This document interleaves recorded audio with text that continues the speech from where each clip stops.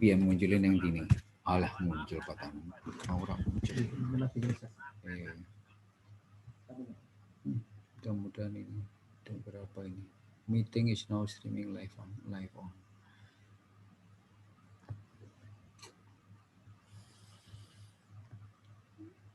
Halo.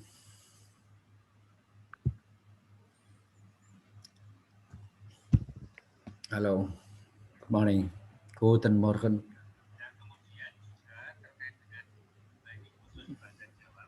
Sugeng rawuh Pak Dekan. Halo. Gimana? Baik sekali, niki sedang on the way, nanti mungkin 5 menit lagi masuk nih kok, Pak Dekan. Ini yang mahasiswa kita berapa? Kenapa? Yang mahasiswa kita berapa? Mahasiswa kita itu 80. Oh gitu. Terus kemudian kita live streaming juga di YouTube. Kenapa? Oh iya, YouTube. Jadi banyak yang di YouTube ini atau gimana? Yang mahasiswa baru saya minta untuk di YouTube biar nggak terlalu banyak nih Pak Dekan. Iya. Oke.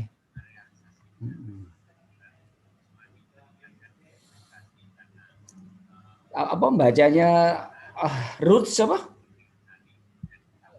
Apa nih? Cara apa? Root lucu. Oh.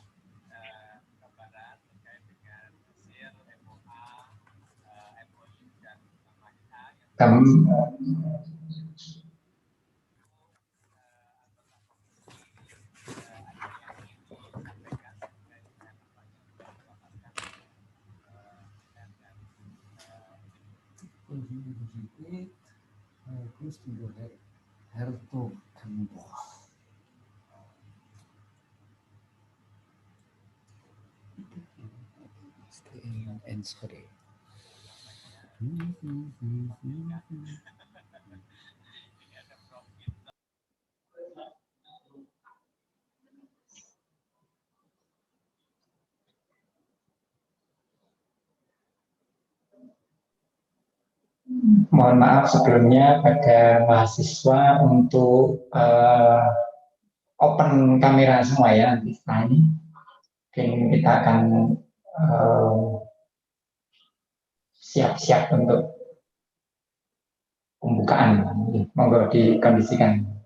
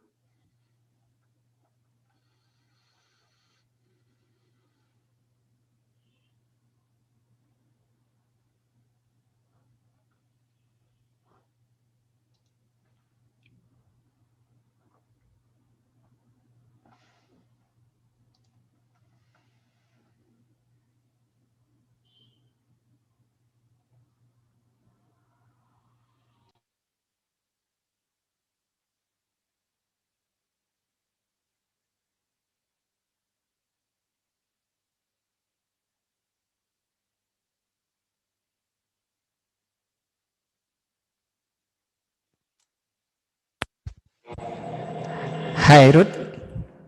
How are you?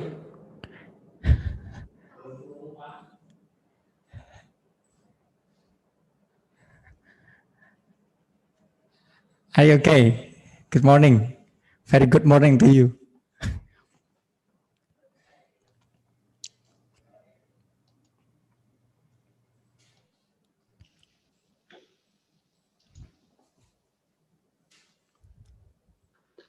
Hi, Adi. Hello, hello, Mr. Ruth, Luigi. Guten Morgen. Goedemorgen. Goedemorgen. Selamat pagi. Guten pagi, selamat morgen. Ya, Pak Dekan Rian nggih Belanda toh, Pak? dulu ya pernah di Belanda. Saking putih Pak Rian, Pak? Enschede. Enschede. Enschede, ya. Audin from Enschede. Twente Pak nggih berarti nggih. Twente, ya. Twente.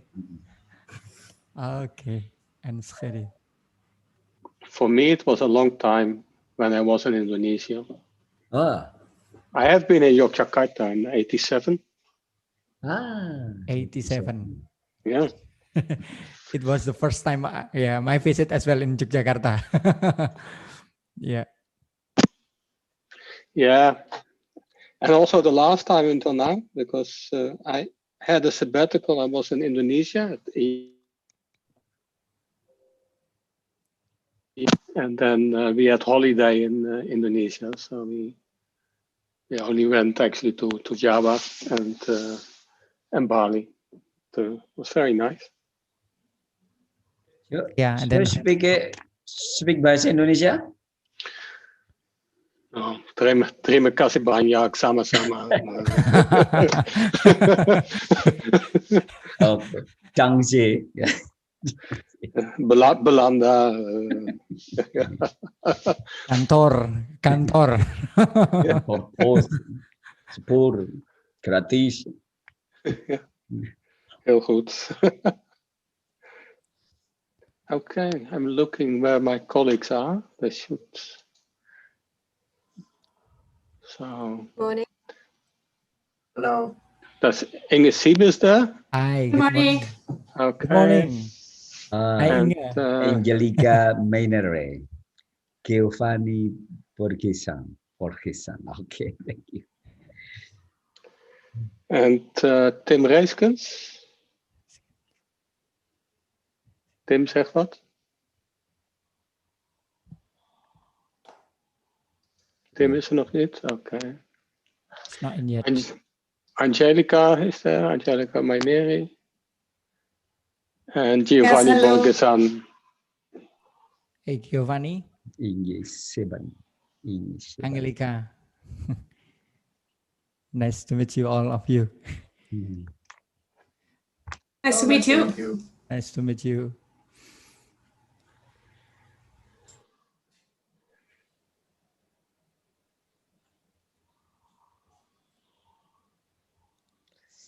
All of you are in Tilburg now or somewhere else? Okay, okay, thank you. Well, we are different places. Giovanni, Angelica, and I are in Tilburg. Inge lives in Eindhoven and Tim in Amsterdam. Okay, yeah. And we, well, university is not closed, but only 10 or 20% are allowed in the offices. And we don't have many lectures on campus. Yeah. So only for Bachelor 1, for the first year, we have some lectures. Okay. But that's the same. The same situation. Yeah. Yeah. Because I see everybody somewhere else in rooms. So yeah. Even now, quite rising now in Yogyakarta, especially in our region, that is quite high in terms of numbers of COVID. How about Europe? I think it's quite decreased quite well, much, right? It's going down in the Netherlands, but it's still at a too high level. So it's about half of what it was a month ago, but it's still quite too high. And the idea is that it will last at least until March or so. So we have a kind of life lockdown is too much, but it's getting regulated. Yeah. Yeah. Okay.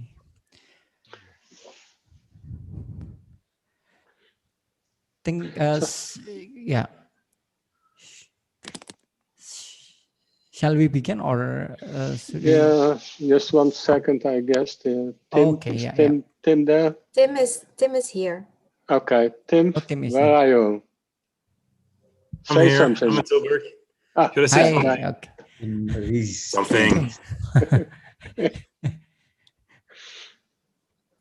Oh wow, it's also on YouTube. Yeah. Oh. how Also, do you know? It's like, yeah. Oh, you're joking with me.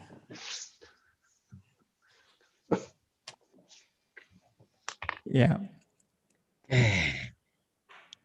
I have read some papers of your papers, Tim, about social capital, something like that. Yeah. Oh, that's nice. Yeah. Yeah. And finally meet you in here in the Zoom and the lectures, these are lectures. Okay. Thank you. For coming. Yeah. All this COVID pandemic makes life difficult, but also like easier to connect. Yeah. Some- Yeah. Even easier, much easier.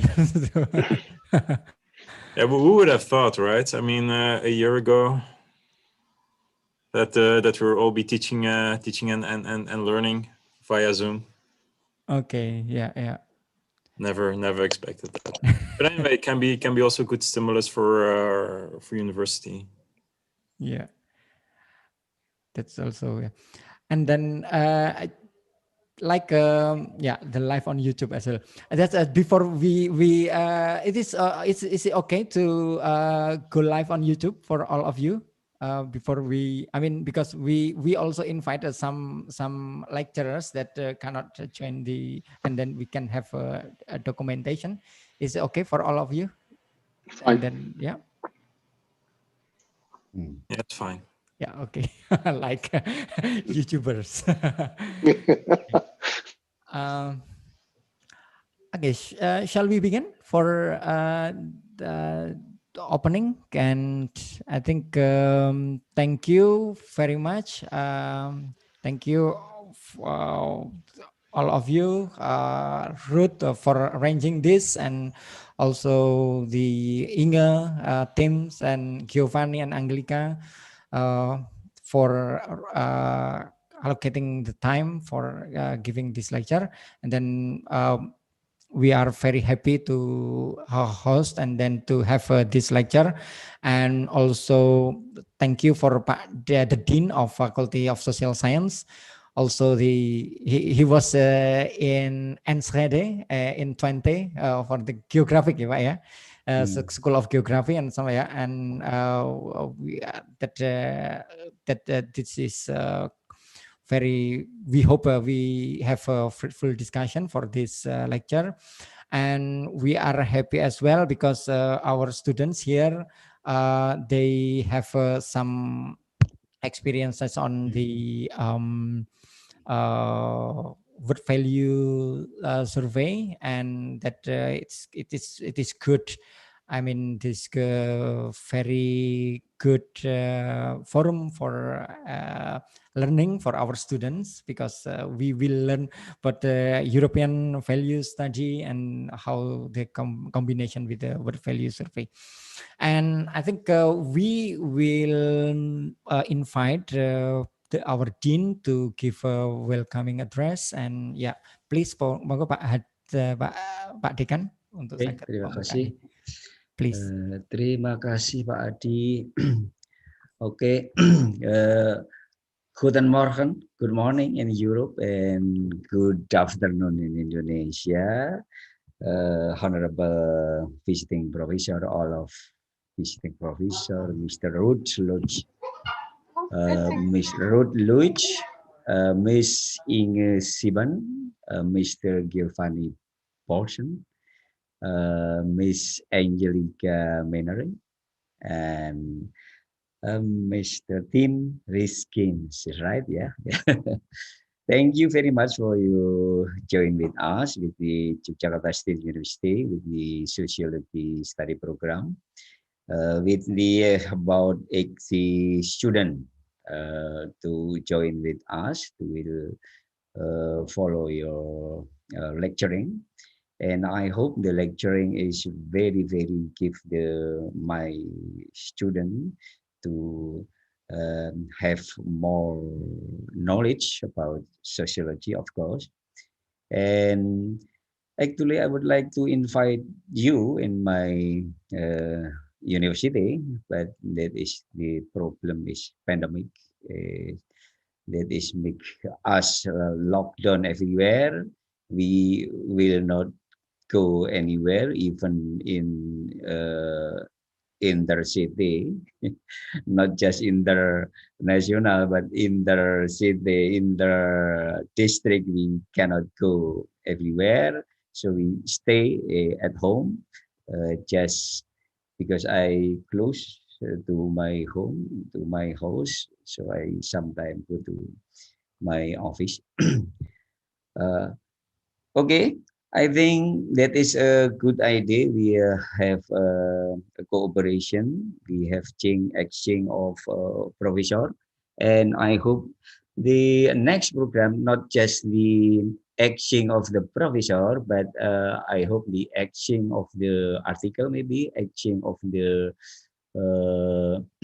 something like cooperation in research, and of course the other programs, and that will be more make me improve to the high quality, because not every university and abroad uh, have head to our university. So I say thank you very much for Mr. Ruth and Mr. Ruth, Mr. Giovanni, Initiation, Angelica, Tim Riskan. Thank you very much for joining us, and we hope you in the next time, in the next year, we would like to invite you in my university, maybe in something like international conference or etc. That's all I say to everyone. Thank you very much, Pak Ibu Ketua Jurusan, di Ibu Dr. Kandidat Nur Hidayah, Pak Adi Cile, all of the lecturer and all of the student, ikuti semua kuliah dari Bapak Ibu dari Belanda ini ya dengan baik, ikuti dengan baik, dan petik hasilnya dengan seksama. Thank you very much, and I declare that the program of visiting professor between Tilburg University and Yogyakarta State University began. Thank you very much. Okay, selamat pagi. Terima kasih banyak, Dekan. Terima kasih. Terima kasih Pak Dekan. Thank you very much. Danke well, right? Because it's quite confusing sometimes. Danke schön and danke well. Yeah. Thank you, the Dean of Faculty Social Science, Mr. Dr. Suhadi Purwantaram, and I think that's our vision to have a close collaboration with, especially with Tilburg, especially with the Department of Sociology, and also with the European Values Study. And I think without further ado, I think I will proceed some program that the program that we will have will prepared. We have 5 lectures here actually. The introduction that will be presented by Ruth, and after that, eValue by Inge, and we have a break for 15 minutes. After that, the team will present about the theoretical model of studying social change using social values. And after that, after break, we will have a quite hands-on session, introduction to a joint European value study and world value survey. And I think that's all. I think I will invite Ruth for the introduction. Please, Ruth. Thank you. Thank you very much. You can see my screen, I guess, with the program at the moment. Okay, good. Well, again, it's very nice to be here being there, right? Well, as the decan and Adi already said, hopefully this is the beginning or the continuation. I already was at your conference of a closer collaboration between the sociology program in Yogyakarta and in Tilburg, and also in the context of the value studies. My introduction will be relatively short. It's not so interesting what I have to say. It's more shortly what the European Values is about, and the theoretical insights from Tim and the eValue web tool and the joint core EVS WVS data set to be presented is probably of much more interest for your study and for your work. Well, my name is Ruud Luijks. I'm the chair of the methodology group of the European Value Study that oversaw the survey, and since 1 month I'm also the chair of the executive committee of the European Value Studies. European Value Study. It's in existence now for more than 40 years. It started in the late 70s, 1970s, I should say nowadays, and it was started by Ruud de Moor and Jan Kerkhoff. The pictures you see on the slide.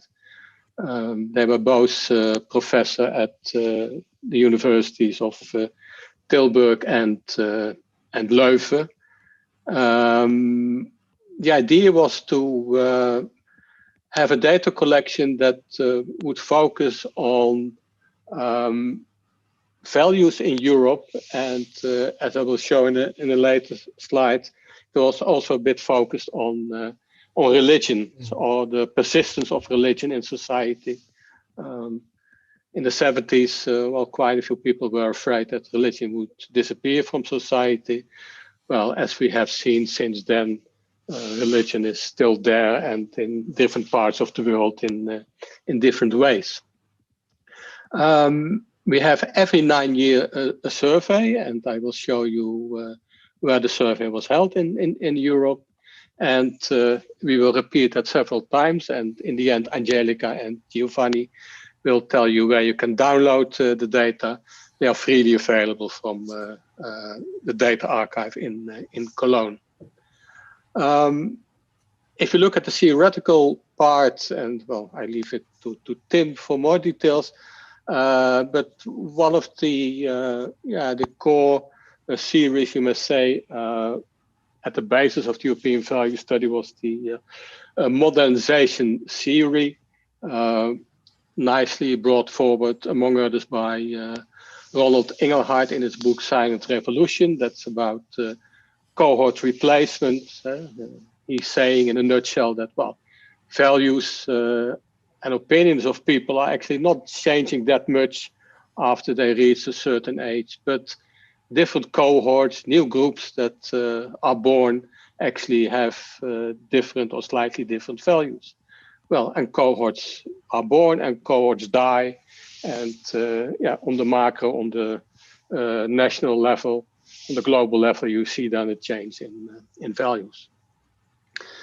Well, a bit of a commercial. I think we are the most comprehensive international longitudinal survey research at the moment, at least in Europe, and together with our friends of the World Value Survey in the world. We will make these things also available later, so all the links you see are clickable and will show you around. This is in a nutshell the different domains we are looking into. Religion is important, was important, is relatively becoming a bit less important over the years. It's all also about morality, interpersonal relations, family, politics, society, welfare in society, and work. I more or less mentioned this already. 81 was the first wave. Last wave is well, kind of finishing. We started in 2017, but a couple of countries in Europe are still in the field, so we have 5 waves of data. And as Inge also will show you, impact, or sometimes also called valorization, and education is getting more and more important. On the one hand side, it's important that the scientists, we do our scientific sociology, but on the other, it's also important that what we find, that we communicate that to politicians, but also to students, and we also think it's very important to communicate it also to students in primary and secondary education. First wave, 1981, that's the dark part on this map. We had face-to-face interviews. So interviews go to the people at home and interview them. Face-to-face interviews are still dominant, but we are also slowly moving towards the web, using web surveys. Well, I guess in your quantitative moving towards the web, using web surveys. There's a microphone open. Okay. In your quantitative course, you get some information about web surveys. It's interesting to see that although there are quite a few problems with web surveys, one of them, of course, being the internet available, that a pandemic like this one also gives a big boost to the penetration of the internet. I mean, yeah, we are all looking at each other from a big distance, and you're all scattered over, well, probably Java or maybe other parts of Indonesia. And we can talk and we can use the web. So we also could use this either in a kind of face-to-face interaction or in a kind of paper interaction. We could use the web for surveys. If you think about doing surveys in many countries, well, one of the issues, of course, is if I ask a question in Bahasa, or I ask a question in Dutch or in English, well, you need to translate. And we all know how difficult translations are, right? So you're listening now to me in English. Well, Dutch is my mother tongue. I try to be as precise as possible.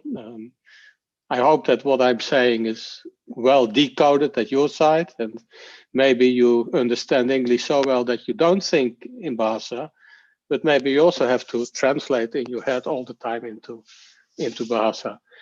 And the right touch, yeah, right? Well, are you happy? Yeah?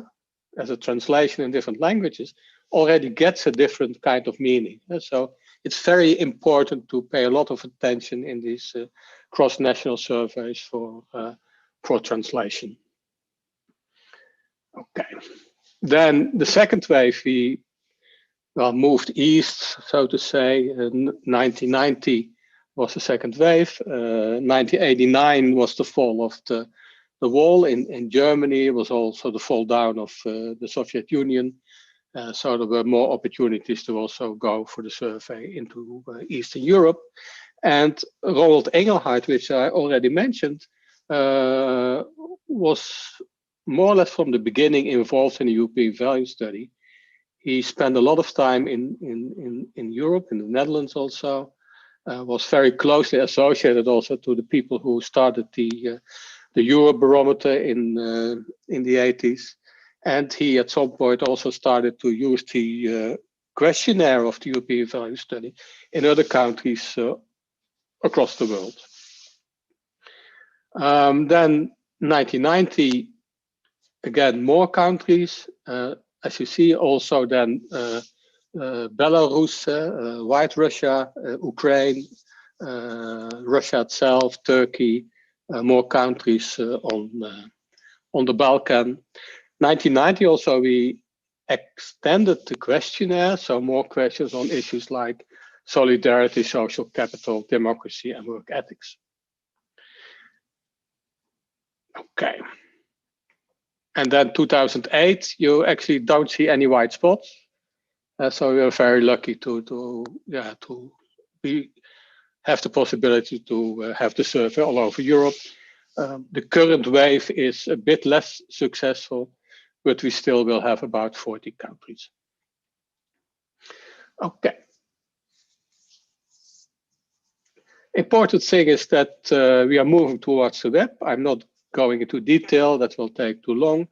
What is important to mention is our cooperation with the World Values Survey. We have a common core questionnaire. That means that the same questions are asked both in the World Values Survey and in the European Value Study. And this common data set is available since October, November.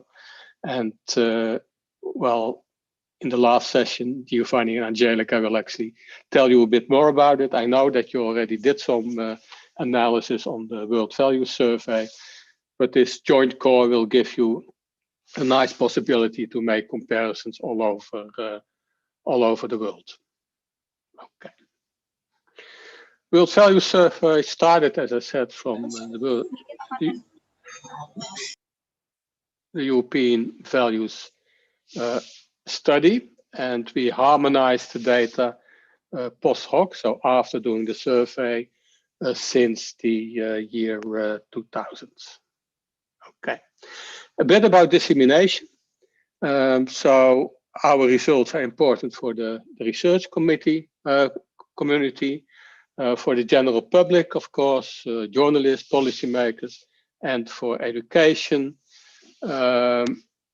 We have several books, and I'm not completely sure how well they are available in the library in Yogyakarta or otherwise on the web. But maybe I should talk to Adi at some point about this. So you also get these materials available in your university. We have the social sciences, as I said. We have an Atlas of European Values, where we actually, with nice maps, try to communicate the most important findings of the European Values Study. And we are very much into, as I said in the beginning already, trying to communicate our information to primary, secondary schools and tertiary education. And well, Inge Siebe is very active there, and she will speak after me. And if you are looking careful at the right picture, you see Inge in action at one of the schools. The program is called, and you get an introduction to that, Atlas of European Values also. And it's available in 6 languages, one of them being English, which is understandable for you. Well, I know that Adi Cilik is very interested in this. And well, I would say I have a dream, but that's a bit too pompous, I guess. But it would be very nice if this kind of activities can make more global than they are now, and that there would be a kind of Atlas of European Values, Atlas of Global Values then, of course, also including, for example, Indonesia and other countries all over the world. So thank you very much for this, well, kind of bird view. I think it's good now to give the floor to Inge to tell you more about eValue. Thank you very much.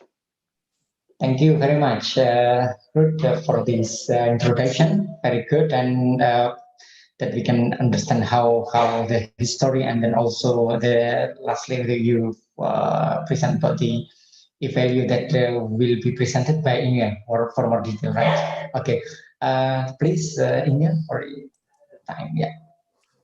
Yes, thank you for the opportunity, and hello to all of you. I'm going to share my screen.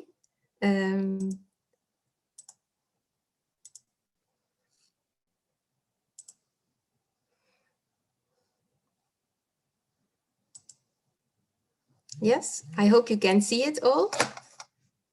I want to tell you a little bit about eValue, and if you have any questions, please let me know. You can put on your microphone or you can type it in the chat as well, because as I will explain in a minute, this is work in progress. So I really very much appreciate your feedback on it. My name is Inge Sieben, and I'm an associate professor at the Department of Sociology. I'm involved in the European Value Study.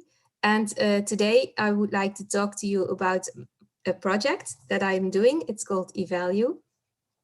I will tell you a little bit about the background and also what is the link with the European Value Study.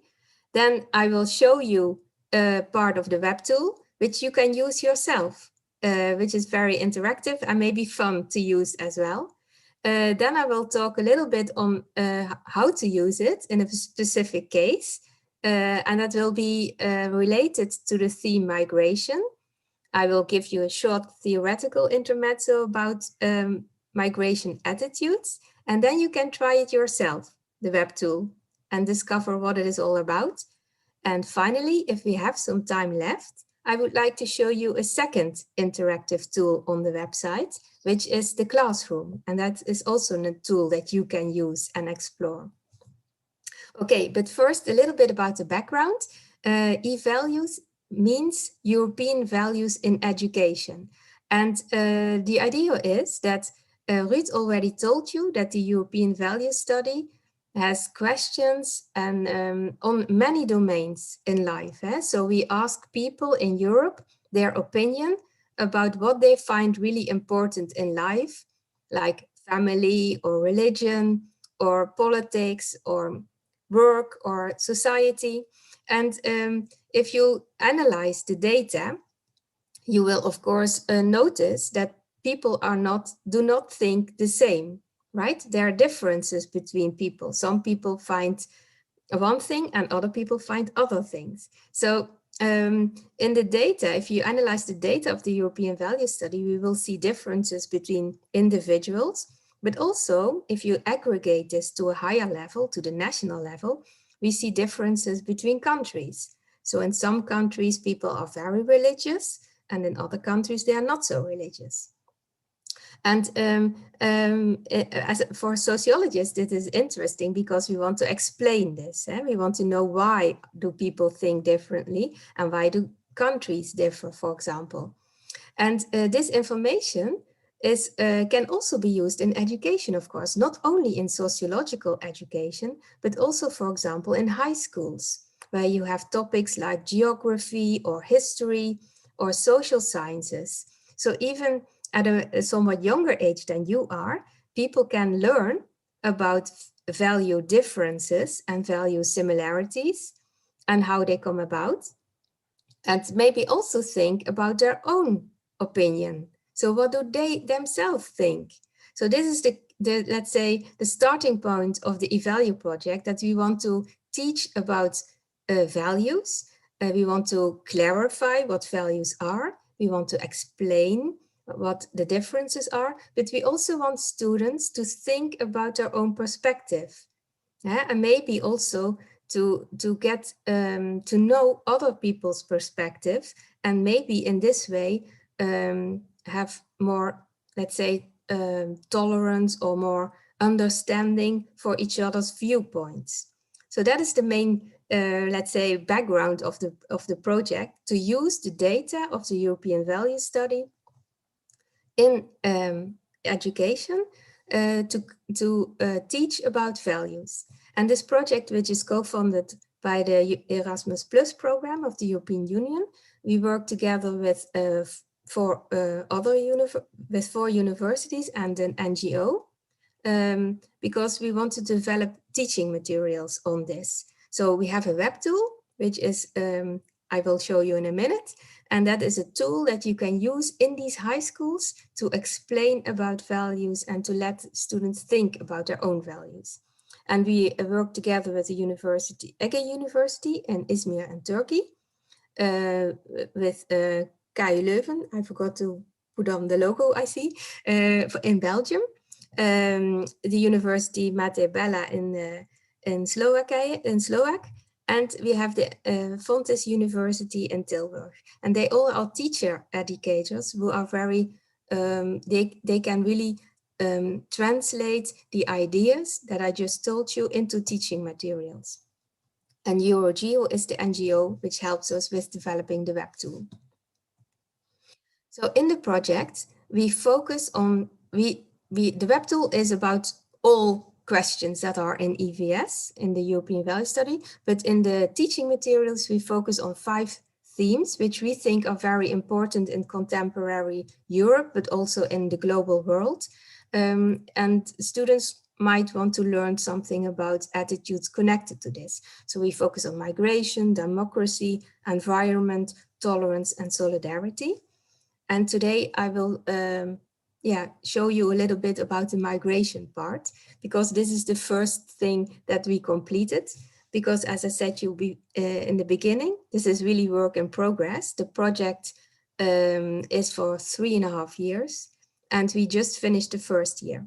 So if you have any ideas or feedback or remarks, I would be very grateful if you could tell it me or send me an email later on, so we can improve on it.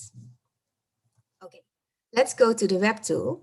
If you go to the web tool, and I think I want to share my screen with the internet, because I can show you more easily what it is about.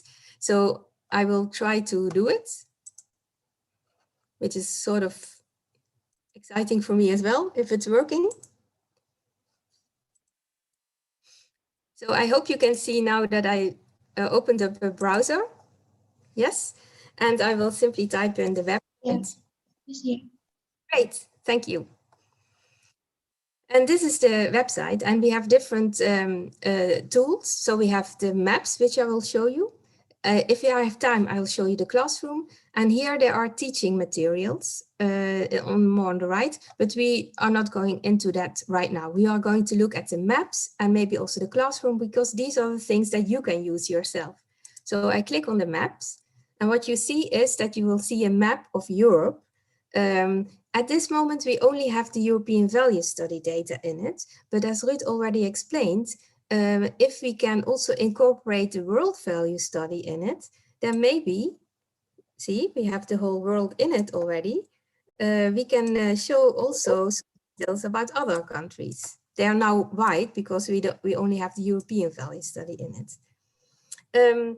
Here you have a search tool, and actually here we have all the questions that are in EVS. So you can click on a question and it will simply show up in the screen. Oh, I have to zoom out again. And it will show you, for example, the percentage of people in this case that say generous holidays are an important aspect of a job. As I said, I want to focus on migration. So I simply type in migration and I get all the questions which are related to migration.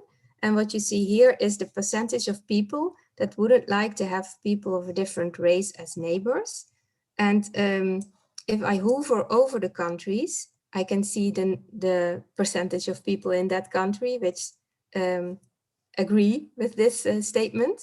And you can see that there are country differences, right? The colors also display this. The more light colors are lower and the more dark colors are higher. Yeah. Before we can play with it ourselves, because I would like to invite you to do so, I would like to give you a short, let's say, theoretical framework on how to explain these differences. Yeah, so we see differences between countries and how to explain this. So I go back to my slides. I will briefly explain this a little bit, and then you have the opportunity to do it yourself. So I have to go back to the presentation. Let's see where I was, I think here. Yeah, so in general, you can say that there are two theoretical perspectives when it comes to attitudes about migration. And most of the attitudes of migration are about negative feelings towards immigrants. Yeah, so they are in Europe, but also in the world, some people, they have negative views towards migrants. And why is this the case? Well, there are two theoretical perspectives which are important here, and they are competing, which means that if you look at them, they give different hypotheses, which are contrary, one could say. I will explain. The first one is the ethnic competition theory. And this theory says that there are scarce goods in society, and people compete about these goods. And these goods can be economic or material, right? Because you can compete over jobs. There are not enough jobs for everyone, so there's unemployment, so you compete over jobs, or maybe over housing, or maybe somewhat more remote, more indirect welfare state benefits. Yeah? So they're material goods, but there are also maybe cultural goods in society, which there is competition about, and that could be connected to identity or values, religious values. Yeah?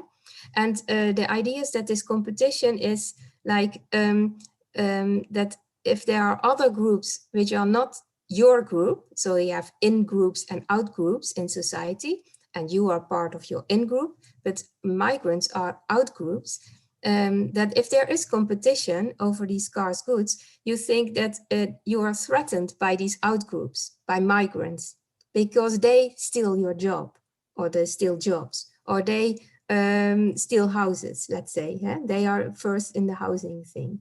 So that is why people might feel threatened by migrants, and that is a reason why they think negatively about migrants, because of this competition. Yeah. The second perspective is contact theory, and this actually means says that okay, you have in groups and out groups in society, but if you as an in group have more contact with the out group, the migrants, and this contact is constructive, which means it's positive, it's on the same level, then you have more understanding of the other group, and that leads to less negative attitudes. Yeah, so one could say that if you look at it from a country difference perspective, how does this help us to explain these country differences? Well, maybe there are characteristics of a country which are related to this competition theory or the contact theory, which can explain the differences in negative attitudes towards migrants. And one can think about how large is the outgroup in a society. So if there are a lot of migrants in the society, then the ethnic competition theory might predict that there's more competition. So there's more negative attitudes, right? So if there are more migrants, then there's more competition, so more negative attitudes. The contact theory, on the other hand, says the other way around. If there are more migrants in society, then there is more opportunity for contact. And that means less negative attitudes, because contact makes you more understanding. Yeah, so you see here that with the same, let's say, characteristic, the theoretical perspectives predict different outcomes. So the competition perspective means more negative attitudes, and the contact theory means less negative attitudes. And yeah, you have to find data then on how large the migrant groups are. I have here, it's not exactly migrant stock, but it's more like the outflow and inflow of migrants in a country. And if you zoom in on Europe, you can see that there are differences between countries, right? We see here, let's see if I can use a pointer. You see here, for example, Germany, there are a lot of migrants coming in, and here in these countries, there are more migrants going out, right? So that might explain some of the differences that we see. Yeah. So what I just told you is actually a context effect. We call it a context effect, which means that a characteristic of a country can lead to an outcome, in this case, negative attitudes towards migrants, which is for all the people in the country.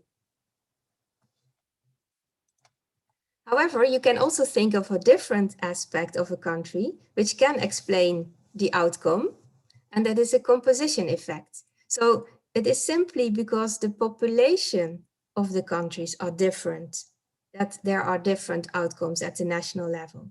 And you can think about, for example, age, because younger people might think differently about migrants than older people. And because the age distribution is, I wanted to show this, the age distribution is different in different European countries. For example, if you look at, this is very small numbers, but you can see here, for example, that there are a lot of young people and less older people. That is Turkey. While in other countries, for example, here, there are less younger people and more older people, right? So you can see that the population is different in different countries by age.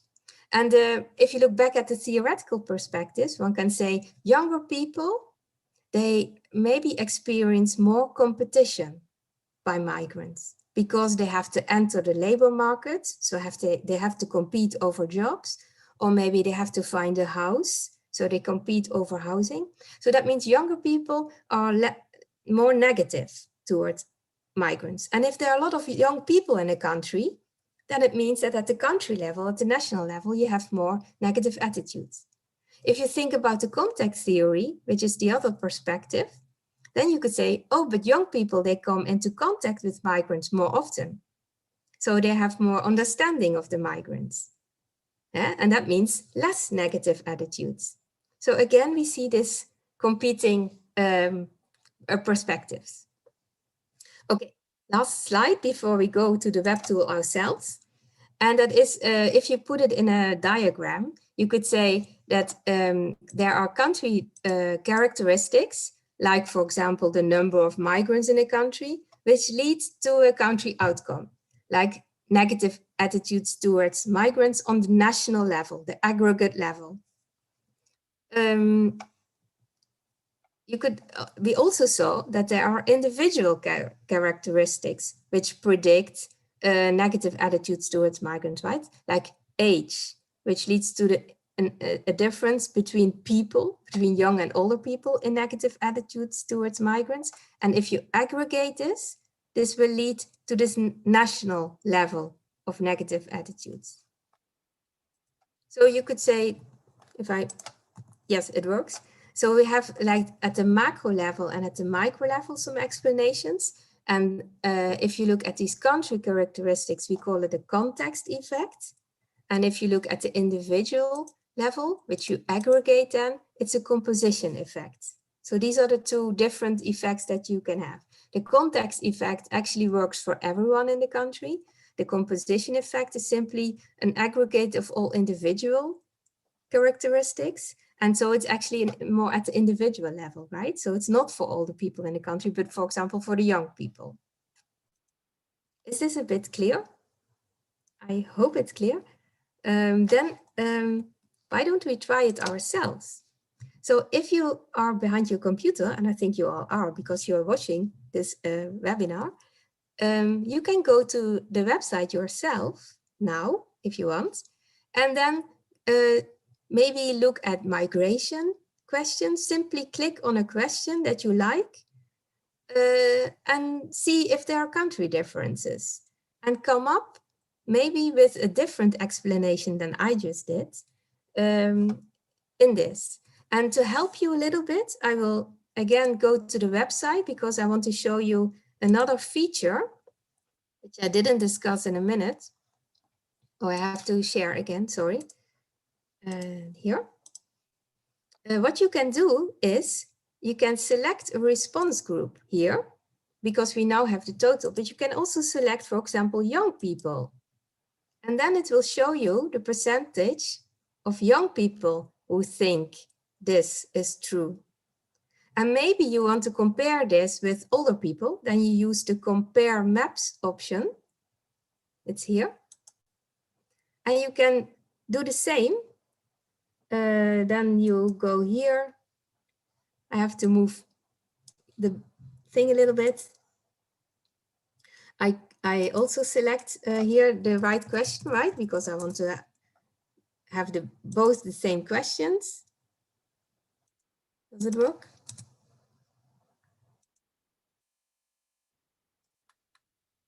Oh, I have to do this, I think. Yeah. And one more thing that you need to do is, I think you can see here the legend, which is not the same. So you have to unify the legends, and then you really can compare young people and old people. Yeah. And you can see that the older people are a little bit more negative in each country. But please try it yourself. I will give you some minutes to do this and to work on it yourself. And then I'm looking at the chat, maybe also for you, if you have any questions or it doesn't work out. Yeah, is it fine? I will stop share because then I can see you more. Does it work for you if you go to the website?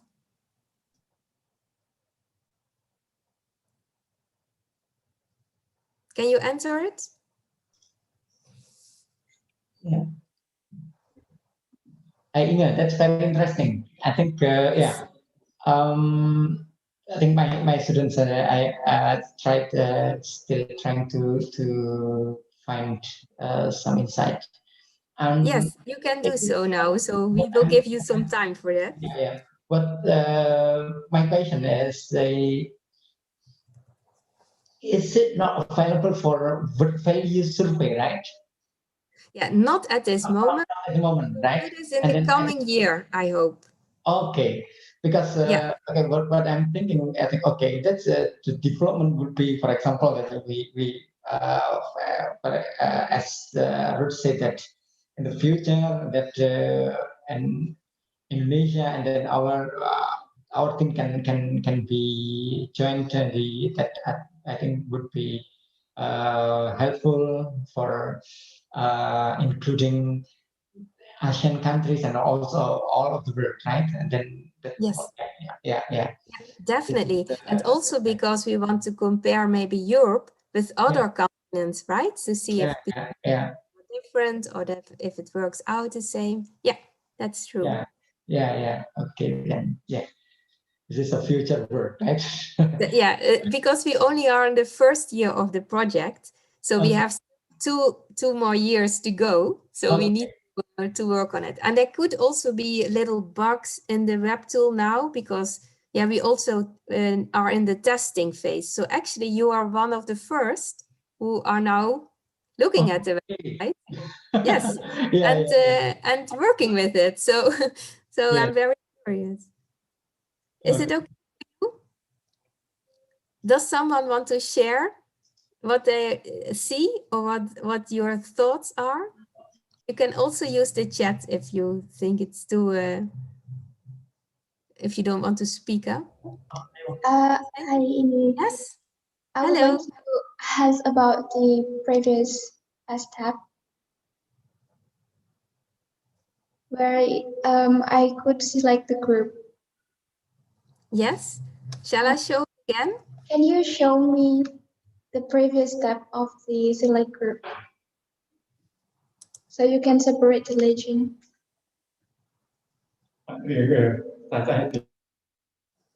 Yes, so I need to share my screen. And yeah, can you? I go back to, let's say this was the one I had before, right? And then I select a response group. And I want to, is what you're asking, compare maps? Oh, right, okay, I got it. Yes, you have, oh, great. Any other questions? Thank you, Inge. You're welcome. Any other questions on the website? I hope you find it interesting to see that there are differences and that we can maybe also use different explanations. For example, we can also look at income, right? Because people who have low income may find more, yeah, they have more competition with migrants. That could be the case. So you can think about it. Yeah, select different groups and play with it a little bit. Yeah, well, given the time, I will now maybe go to the next slide. Or are there any questions or remarks? You're free to do so.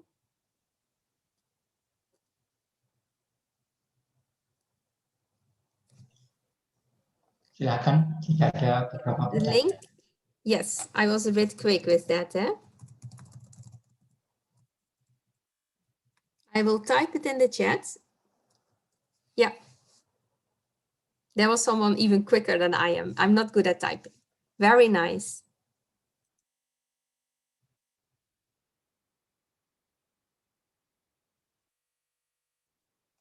Okay, shall I continue with my presentation and show you a little bit more? Because yeah, you can play with it later on also.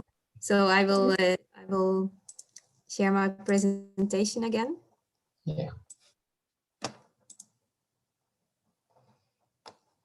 Let's see if it works with going bigger. No.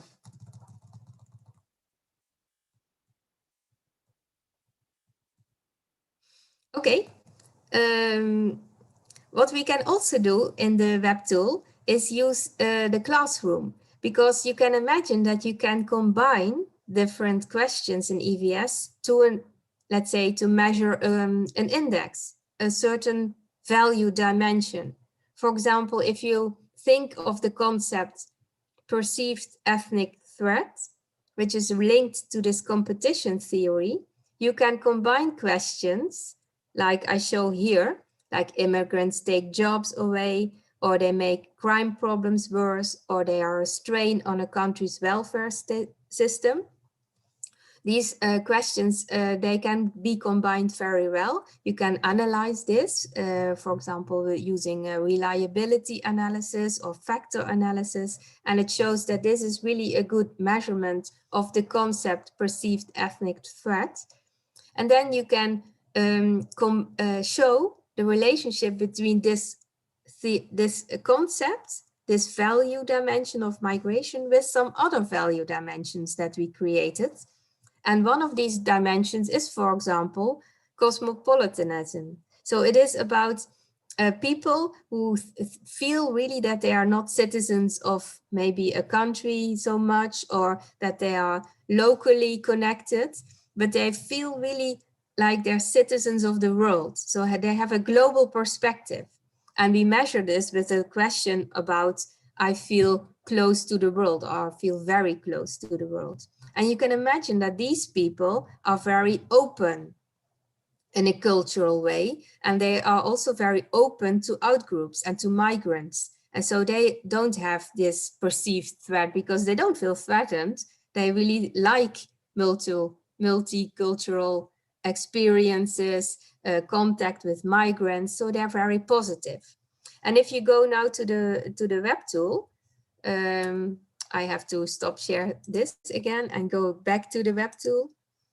I will now leave the map part and go to the classroom part. And if you click on explore, no, I have to share my screen first, sorry. So I went to classroom. If you click on explore, you can select value dimensions here below. And now I want want cosmopolitanism, right, on the x-axis, and I want perceived ethnic threats. And here you can see all the countries that are in EVS. And on this X, you have perceived ethnic threat. And here it's cosmopolitanism. And we can sort of see whether there is a relationship between these two concepts, these two value dimensions or not, by looking at the graph. And you can see that there is all over the place, of course, but you can also see a little bit of a line here, a positive line, which means that the two are somewhat related. So this is a different element of the web tool, which we actually created to for really a classroom, and students can do a little survey and they can position themselves here in the graph. But that's a bit too complicated to show here right now. So you can play with this part as well by clicking on different dimensions that we have and looking at the scatter plot that you can create in this way. Yeah, so that was, I only wanted briefly to show it to you because this is another option. So you can do the map tool or you can use the classroom tool to explore the European value study data. Great. Then I go back to the presentation. So as I said, this is really work in progress. And what we really want to do is to update the thing with more data. So we want more countries globally. So we have the World Value Study in it. We want also to show you trends, because maybe you've noticed in the map tool that there are button periods, change periods. We don't have it right now, but we will do it later. So we have all the data of the EVS from 1981, 1990, 1991 will be in it. And then you can also see changes in values. And so Tim is going to talk about social changes, and you can see it in these maps then. And what we also like to do is to add some country characteristics in the map tool. And that means that we have some data on, for example, migrant stock, the amount of migrants in the country, and that you can display this in a map as well. So you can use the map tool then with the compare maps, with on the one hand a question from EVS, and the other hand a country characteristic. Maybe also GDP per capita, or corruption, or the level of democracy. There are many country characteristics that you can think about. Okay, that was the end of my presentation. So thank you very much for your attention and for being so willing to try out the web tool. If you have any feedback on it, also things that don't work so well, I would be very happy to hear, because as I said, we are now testing everything. So if you find that there are some things that don't work well, please let me know. And you will get the presentation later on, I guess. So you have my email address. And then, yeah, if you have any questions right now, please let me know.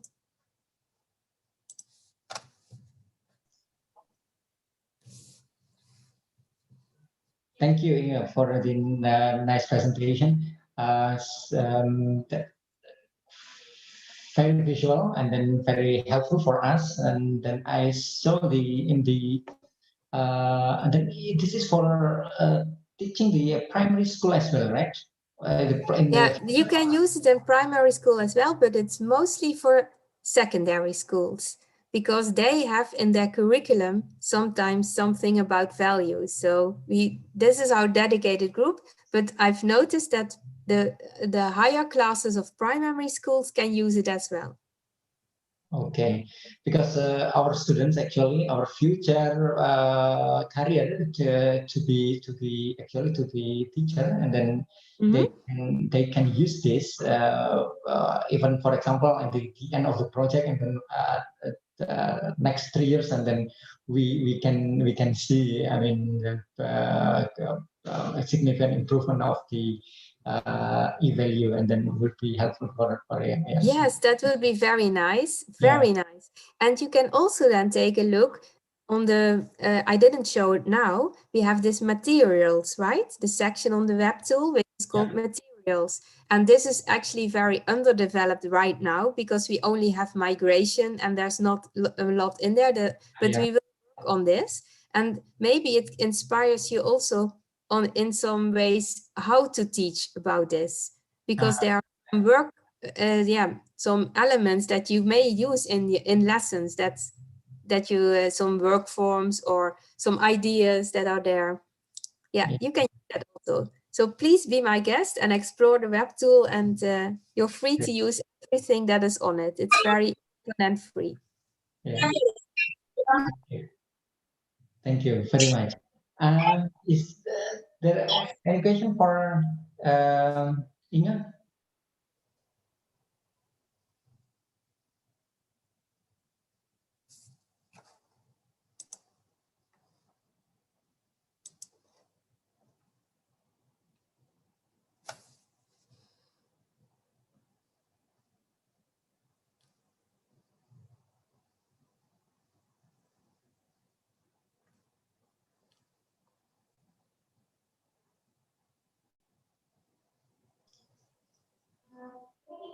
Please, okay. Yes, I have question. Hi, Inge. Hello. Hello.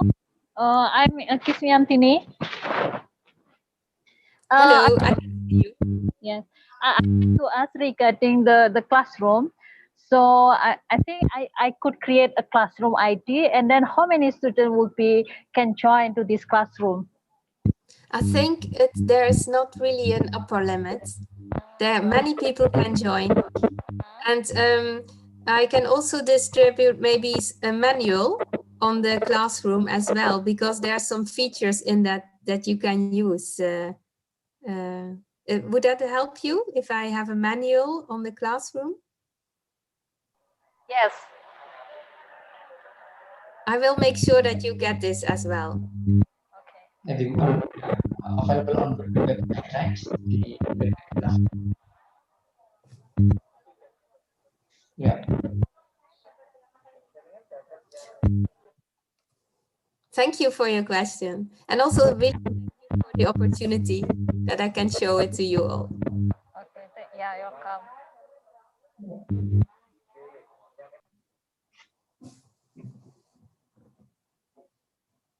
Yeah. Thank you, Kismi. Yeah.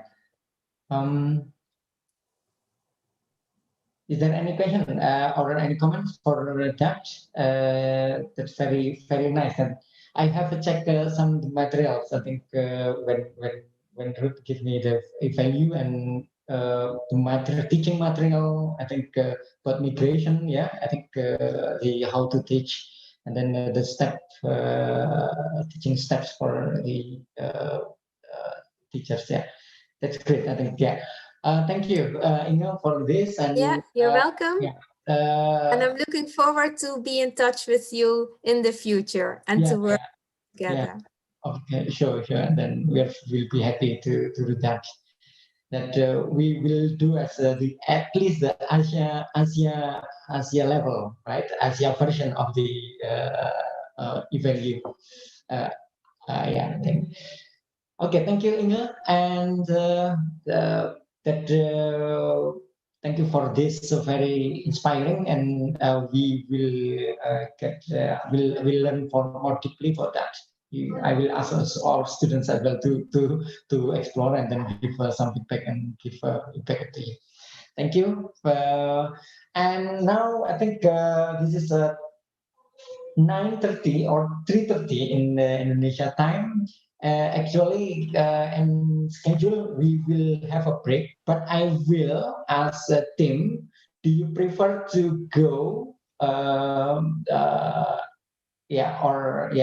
Or we will take a break first.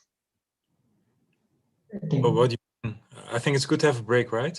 Yeah, I think so. That break first. Okay. Okay, we have 15 minutes to. Yes. Yeah, thank you.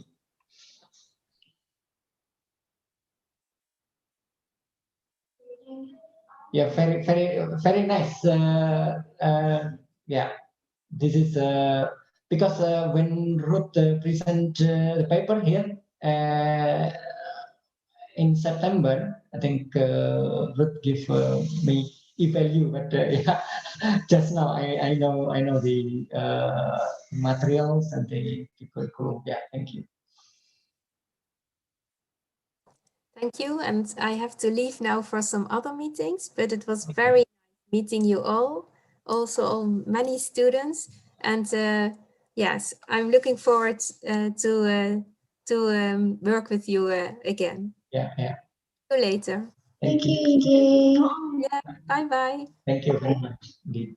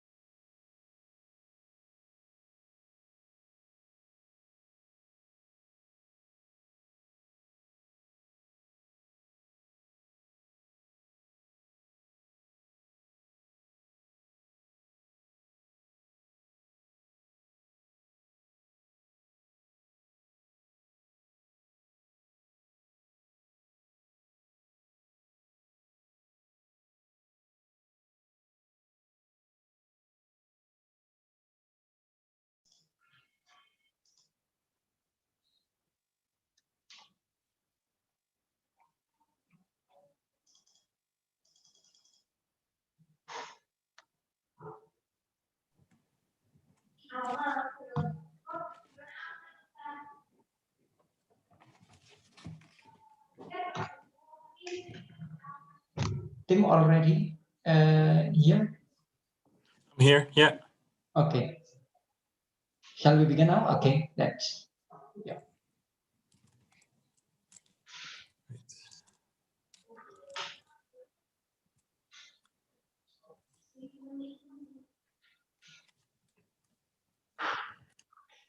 Should I start or? Yeah, so, yeah. Okay. So, hi everyone. It's really great to present you about European Value Study this way. So, after the introduction by Ruud, and also the introduction to the project of eValue, the question is also like what can actually explain why some countries do have more post-material values or are more tolerant towards immigrants and so forth. Like what are actually the theoretical underpinnings that of the difference between countries or the similarities between countries that that Inge actually showed in previous presentation. So maybe something first about me. I'm Tim Reeskens. I'm an associate professor at the Department of Sociology. And I'm also the National Program Director of the European Value Study Netherlands. So I was responsible together with this whole team in Tilburg, including Angelica and Giovanni and other people, for collecting the recent wave of data. And a part of that, I also I'm a sociologist in the end, so I like to explore different cultures too. And like 6 years ago, yeah, when I was asked to give this presentation for students in Yogyakarta. Of course, I was looking at my pictures of my travel 6 years ago. Oh, and yes, as you might see on the left, Prambanan, and on the right, yeah, Borobudur. So I really had a good time when I was visiting Yogyakarta. But anyway, so this presentation is not only about exchanging pictures of travel, but also to talk about some theoretical underpinnings. And as Ruud already explained in his first introduction, is that a lot of this research about social change and the values that undergird this social change was inspired by the work of Ronald Inglehart, and he talked about the silent revolution that's taking place back then and these days as well. And yeah, the idea of this book is basically that there are like two mechanisms that would explain this silent revolution. And the idea is that these two mechanisms are about scarcity and socialization. Scarcity, the idea is that that when you experience material insecurity, when you experience scarcity, then you will fall back to more existential threats and to basic needs that respond to coping with this existential threat. So if we become more material prosperous, we can shift higher up in this hierarchy of needs that the psychologist Maslow also talked about and also studied. However, this adoption of more self-expression values, higher order values, if the basic security values are fulfilled, will mostly take place in the time period of socialization, during the formative years, during a young adult or when we're young, when our attitudes are still malleable. So the material circumstances that we grew up in will then also have a long-lasting imprint on our attitudinal structure. And this is basically the idea of socialization. We are all socialized at a certain age. We are socialized by our peers, by our parents, but also the material context that we grew up in. So combined, people's priorities are a reflection of the socioeconomic situation and the circumstances during childhood and the socialization period, so the early adulthood. And we all know, I think, this hierarchy of needs. So people have physiological needs for survival, safety and security is then the next threat on the hierarchy. Social needs, esteem, self-actualization. As we all do know, Wi-Fi is these days is the most basic need that we have. Sorry, Adi? Yeah. What did you say, Adi? Recognizable, yeah. So anyway, the idea is that as the lower order values or needs are fulfilled, like if you have shelter, if you're living in a secure environment, then we can go higher to establish to fulfill the social needs of bonding with people, friends and family. They then become a priority. If we are connected well, if we have really stable friendships and family, then we go up in this ladder, and we can work on esteem, self-esteem, confidence. If we have that, then we can actually grow to self-actualization in terms of creativity and so forth. So this is the Maslow hierarchy of needs. And according to Engelhardt, this also applies to societies as well, that they gradually evolve to. So the idea, how come that this is a silent revolution, is that that the generations born before the Second World War, they have been raised, they grew up in a quite insecure times. They experienced the war, they experienced the economic insecurities before the Second World War.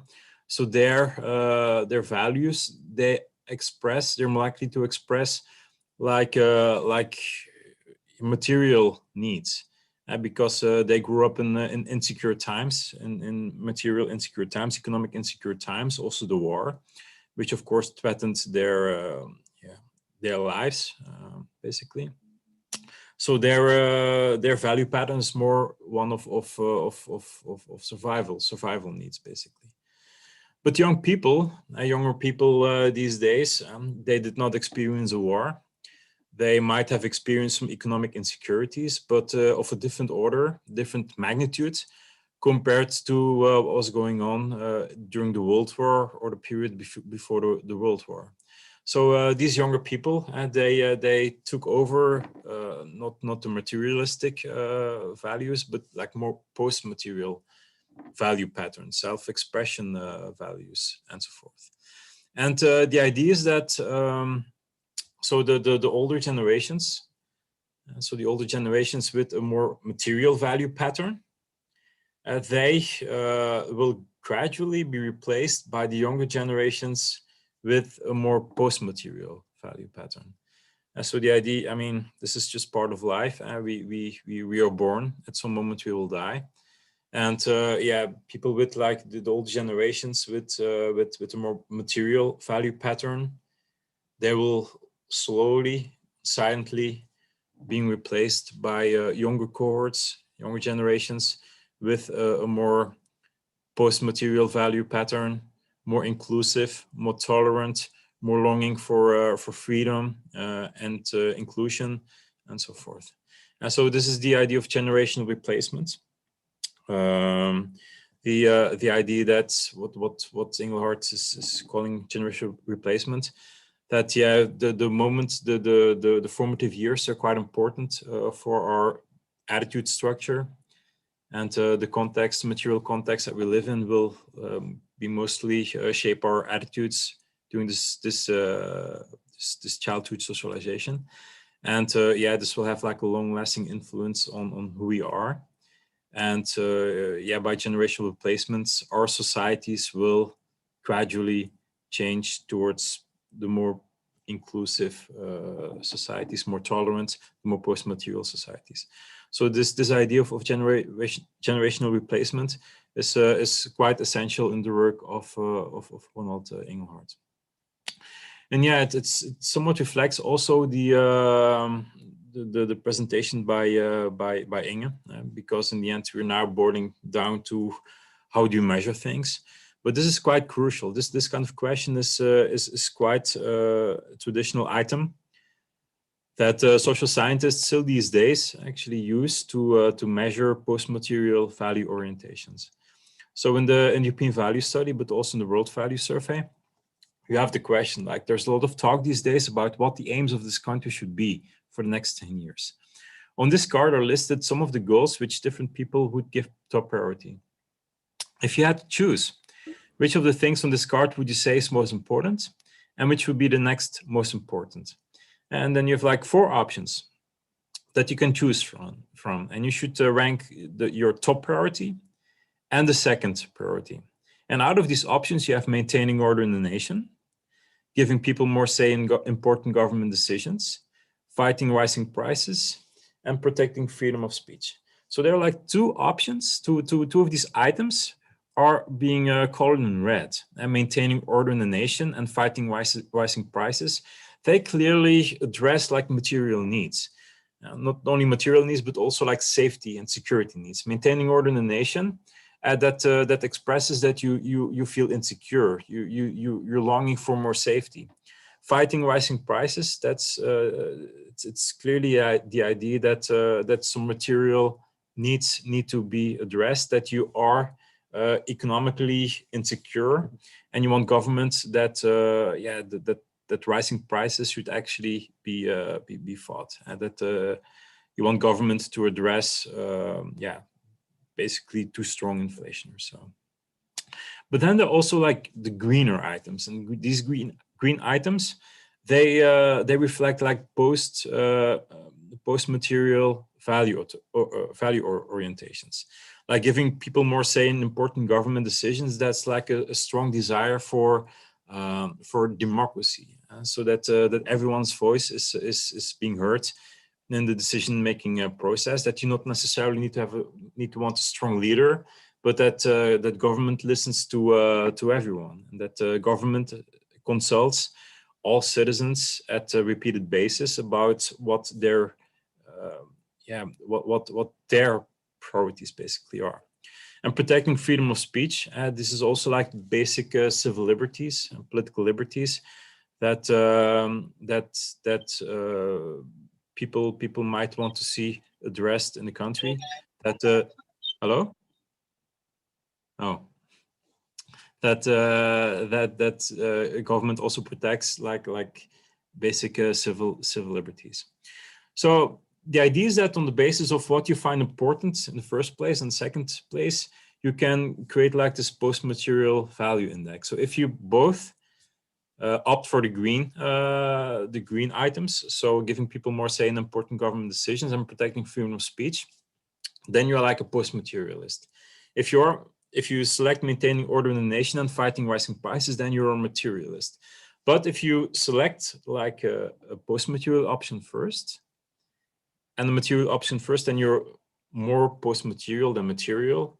On the opposite, if you select first a material option and then a post-material one, then you're more a materialist than a post-materialist. And so this is basically the post-materialism scale as being used to study difference between countries. As we have like the pure materialistic countries until the pure post-materialist countries. With Germany, the Nordic Scandinavian countries, or the Northern European countries like Sweden, Finland, that are quite post-material, with some Eastern European countries that are quite material. And so one crude test to check like to what extent does this post-material or this modernization thesis play out is, for instance, presenting a biplot with on the x-axis like GDP per capita, and on the y-axis this average post-material value aggregated at the country level. Again, it's a crude test. Don't forget that that the ideal test is that you actually bring in the equation, not current GDP per capita, but GDP per capita during people's formative years. So when they were like 16 or 18 years old. So that's of course like a really more refined test. But still, the idea would be that that prosperous societies, so countries with a higher GDP per capita, actually are post-material than countries with a low GDP per capita. And as you can see in this graph, and there's the R is 0.61, and the correlation is 0.61. There's a positive correlation, which means which indeed confirms that countries with a higher GDP per capita are indeed like more post-material than countries with a low GDP per capita. There's one outlier in there, it's Azerbaijan, but the chair of the methods group can maybe also explain later why this might be the case. Has nothing to do with theory. Anyway, so this idea of the silent revolution these days also sparks debates and questions. Well, to what extent do we indeed see that the younger cohorts do indeed express more post-material value orientations than the older cohorts? And this is, for instance, some bar chart based on the recent data for the Netherlands. And what we do see is actually that, the trend is not so linear as that the theory would explain or would predict, right? I mean, the most post-material cohorts in this bar chart is, for instance, not the one in the 1990s from 1999, but 1950s to 1959. And so the people that were born in the 1950s, well, actually, the post-World War generation was actually the most post-material generation, or the most post-material cohort in the Netherlands. So it's not really that linear, although we do see that that also the younger cohorts born in the 1990s is quite post-material. But it's more like it's like a wave, right? It's not really this linear pattern. And also when we, because this is just based on the recent data of 2017. And as we do know, cross-sectional evidence, it has its limitations. Ideally, we want to change generations over several decades. And this is actually why the European Value Study is so useful, because it combines 4 decades of values research from the 1980s onwards to 2020. So we can actually trace changes within populations for almost or for more than 4 decades, for 40 years. And when we combine all these surveys, so you have at the x-axis, you have each of the 5 EVS waves. You see the EVS wave of 1981, 1990, 1999, 2008, and 2017. This is information for the Netherlands once again. And so on the x-axis, you have the waves of data collection. On the y-axis, you have this post-materialism scale. And then each line represents a cohort. And indeed, we do see that that the 1950s cohort is quite post-material. And that the younger cohorts, it's difficult to see over here, but they're this kind of a diamond. I do see that there's a chat. Oh, I don't know. That they're also like quite post-material, but you also see some changes over the waves, right? So that's the populations, actually the Dutch population also somewhat changes over the years. And what is quite interesting is that, for instance, 1990s, averagely post-materialism was quite high, at least compared to what it was or to what it is now in 2017. And this has actually also raised some theoretical questions, right? Like what's going on these days? And that for instance, 1990s, maybe I should use the annotation. Here 1990s. If you look at what's going on with the older generation, I mean the people of 1950s, they're positioned quite higher compared to these days. So it actually questioned also people like Ronald Inglehart, like what's actually going on these days that makes that maybe societies become like less post-materialist and that the populations are relying more and more on material value patterns, which is also somewhat visible in this graph. And yeah, Engelhardt, for instance, refers to the idea of the cultural backlash. He says, well, yeah, maybe there is the silent revolution is going in reverse. And what does he mean with that? He says, well, there might be like two mechanisms. On the one hand, the older generations, they might adopt like a more material and even more material value pattern, because they're more and more confronted with younger age cohorts, with younger age groups that are becoming more and more post-material. So the confrontation with an increasingly post-material value orientation might also make the older generations somewhat more materialist.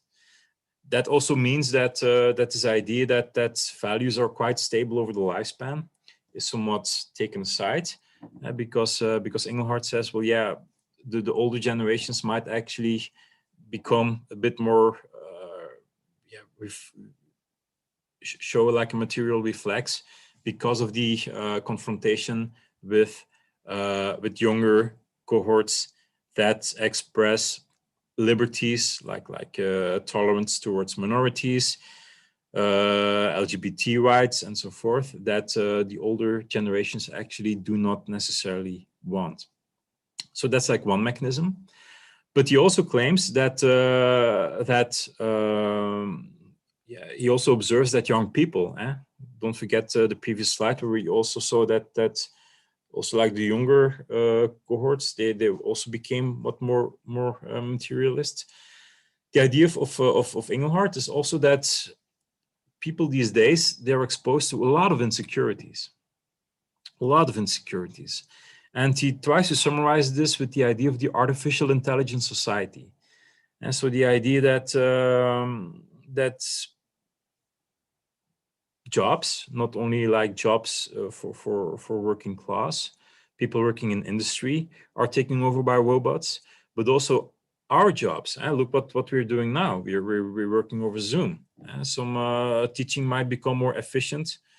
The economic, if you do accountancy or some other jobs, artificial intelligence might actually replace some of these jobs, because the idea of artificial intelligence is that you have computers which are like increasingly self-learning, so they become like quite smart, and ultimately they might also jeopardize the jobs of people working in the primary segment of the labor market. People with stable jobs, with a lot of autonomy, a lot of thinking going on, people at universities or accountancy, so people where you need to have, or jobs where you need to have like a high university education.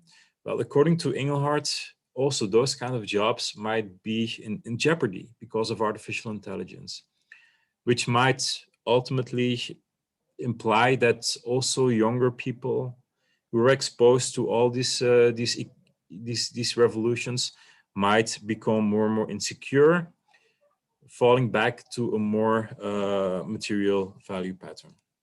And this is what Engelhardt and Pippa Norris have, after the last election of 2016, been working on to explain, well, is it the case that such insecurities and such a cultural backlash might actually explain the Trump vote, why you might see an authoritarian reflex.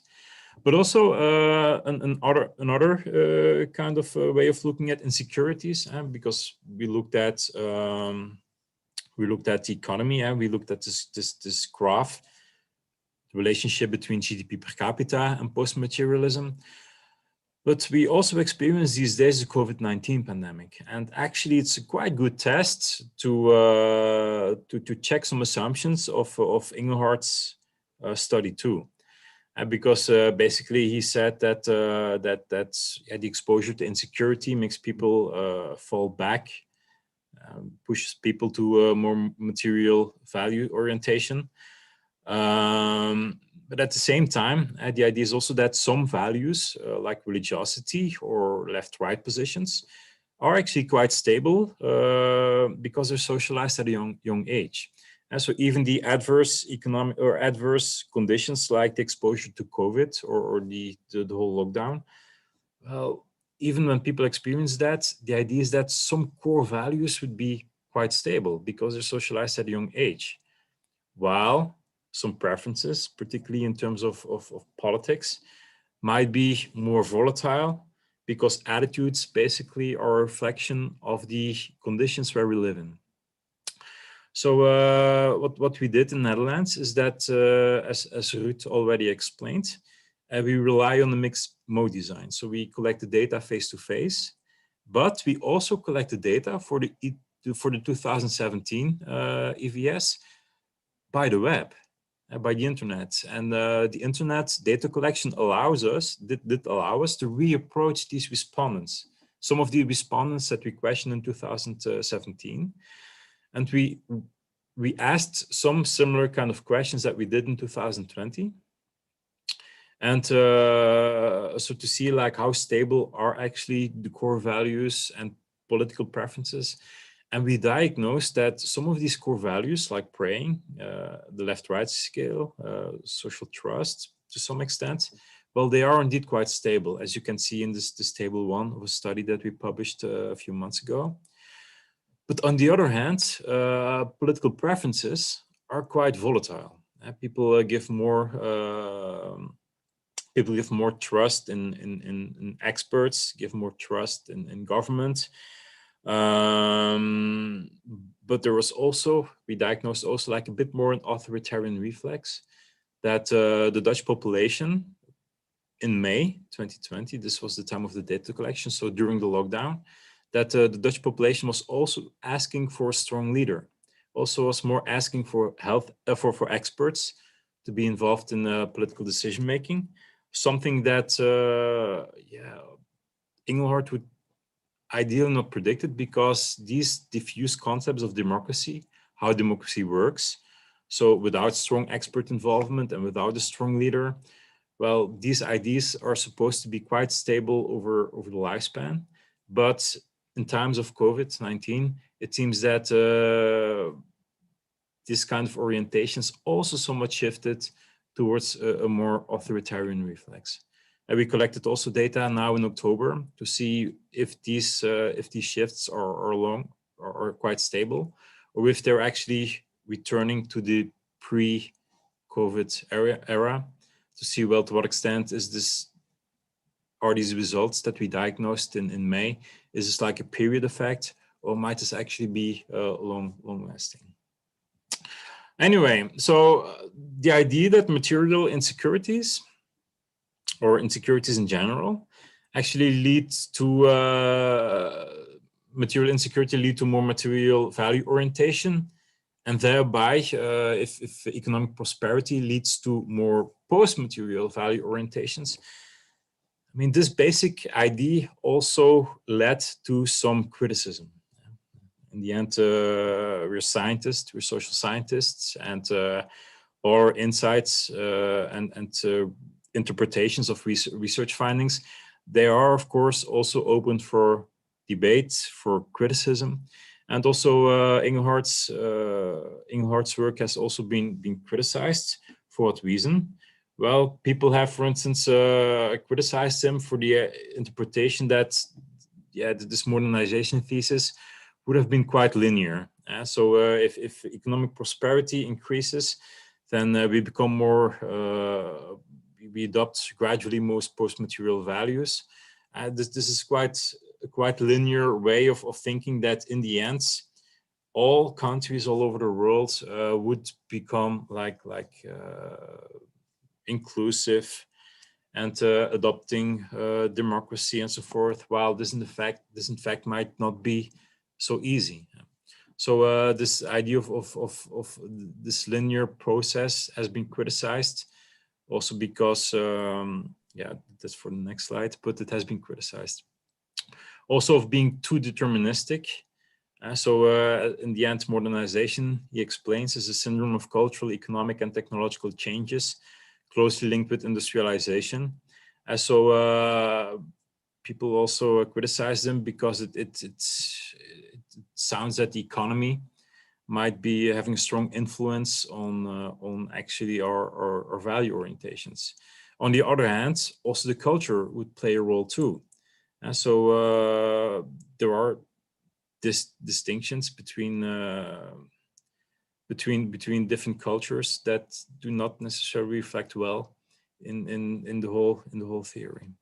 Also, the idea of westernization, that's okay. If we have more economic progress, then we all become more like Western societies, with all adopting post-material value orientations. This was also quite criticized. And also the idea that these post-material value orientations will, by definition, lead to more democratization. That, in the end, was also open for debate. And as I said, this linear effect of most economic progress, economic prosperity would lead to more post-material values. There were some insights, for instance, pushed forward by Easterlin at the Easterlin paradox, that also explained that the question, does money buy happiness? Does an increase in money, in economic prosperity, does that lead to more happiness? Well, Easterlin also showed that, economic prosperity leads to more happiness, more subjective well-being, until a certain point. After some point of economic prosperity, it doesn't matter any much so more. And these insights, they also are useful to thinking about, well, how would economic prosperity influence all our value patterns? Is there, for instance, like a diminished marginal return? Diminished marginal return means that, well, yeah, at some point the effects are not so steep anymore, but in the end, more or less fall flat. But also then this idea of technological and economic development. So economic and technological development, they lead to more individualization and rationalization. So we're basically forced to build our own biography. So the things that we do in life, they're not pre-given anymore. We can choose. We can choose to go to university. What we want to study is not necessarily determined by expectations from our parents anymore. If we want to study sociology, we can do that, even though our parents preferred maybe that we studied economics or law. And so individualization and the whole economic development leads to individualization, but also rationalization, that our value patterns are not necessarily determined anymore by overarching religious systems, that we can build some own belief systems, basically. So what that entails was that there was a shift from traditional religious authority to rational legitimized authority because of modernization. And so authority became more and more secularized, so less influence of religion, and more, the turning to democracy, basically. But what Inglehart diagnosed is that there was a shift, a rise of postmodern values, and that he diagnosed the coherent syndrome of changes that took place, with declining over the last few decades, with a declining respect for authorities, still quite a lot of subjective well-being, a denial of imposed rules and norms, so that we question indeed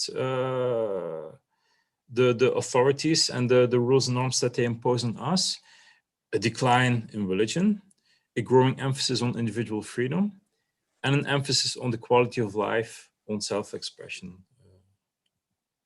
And according to Inglehart, this is quite well summarized in this graph, in this diagram, that we have this modern shift from traditional religious authority to rational legal authority. But then we also have this postmodern shift from rational legal authority, where we question basically all authority, where there's a de-emphasis of all authority. And this is basically, remember in previous graph, we had the secularization of authority.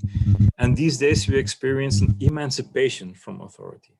So this postmodern shift. And empirical evidence for this, according to Engelhardt, we need to find in 2 steps, basically. First of all, we need to discover like coherent patterns in clusters of opinions and attitudes. So that should take place in the first place. And based on these coherent patterns and clusters of opinions and attitudes, we should find patterns of clusters of countries. So first of all, we need to see, well, how do values and opinions actually cluster together? And based on this finding, we should see to what extent do clusters deviate or become, to what extent do we find homogeneous clusters of countries that are by these cluster by themselves are different from another cluster of countries. And maybe you're already familiar with these kind of clusters because they're the world famous cultural maps that you'll see in a few moments. And quite recent, I think last week or 2 weeks ago, the World Values Study launched a new cultural map based on the 2020 data. But let's look first at how this whole analytical strategy comes about. First, what this coherent pattern and clusters of opinions and attitudes basically looks like. So this is what the team working with Ronald Engelhardt actually came up on. So they tried to do some kind of cluster analysis based on a lot of attitudes and opinions in the WVS and also the EVS. So they tried to do some cluster analysis based on a lot of items in these surveys. As they do, for instance, see that there's a cluster on the, let me annotate, like over here, a cluster with a lot of trust in people. People find homosexuality okay. Ecology is important. Leisure is important. So an emphasis on well-being, basically. On the other hand, there's some items like hard work is important, money is important, outgroups are rejected. These are values that address survival needs. But then on the on this side, you also find like distinct clusters of opinions.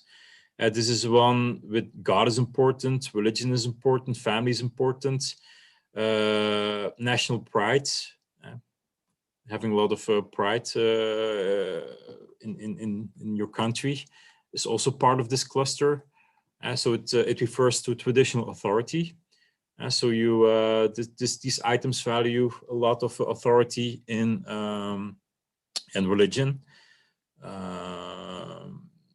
Family, so the kin networks, while the secular rational authority over here, these are more like, achievement, motivation is important.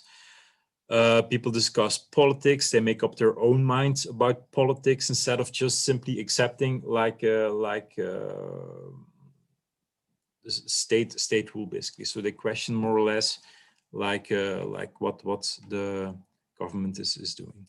So this is like the first step of what Engelhardt basically did. So trying to come up with like a coherent cluster of values, which he distinguishes between, on the one hand, survival versus well-being values, and on the other hand, the traditional authority versus the secular rational authority values. So based on this information, on the clustering of these values, he tried to map, to create a map to see, well, which countries basically are lumped together. And do we, for instance, see that more prosperous countries clump together, and that poorer countries are actually quite distinct from the from the richer countries, basically. So in this first step, he does, for instance, see that that we can distinguish basically low-income countries from high-income countries. What you will always see with these maps of Engelhardt is that, yeah, there are some artificial boundaries that are drawn. Like sometimes they include countries and sometimes they exclude countries. Like here on this map, you can, for instance, see that over here that Vietnam is like pushed in because the pen stroke was actually quite inclusive towards including Vietnam as low-income country. But yeah, Engelhardt, by drawing these boundaries between the low-income countries and the high-income countries, he basically shows that the value systems of richer societies differ dramatically and systematically from those of poorer countries. But that's one thing, because what's not clear in this graph is also that there are just cultural differences between countries that also, according to the post-modernization theory, play a role too. And Engelhardt also explains that in this from his book about modernization, post-modernization, 1997 onwards.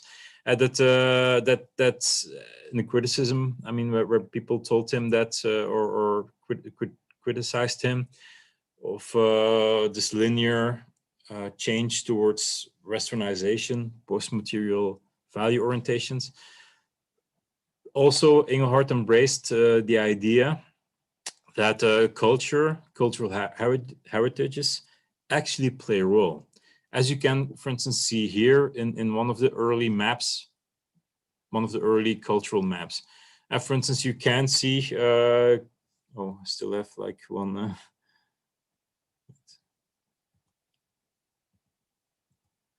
For instance, you do see on this map that, for instance, Protestant Europe is a distinct cluster. So the idea of Protestantism and how it also has an influence on values is also quite clear.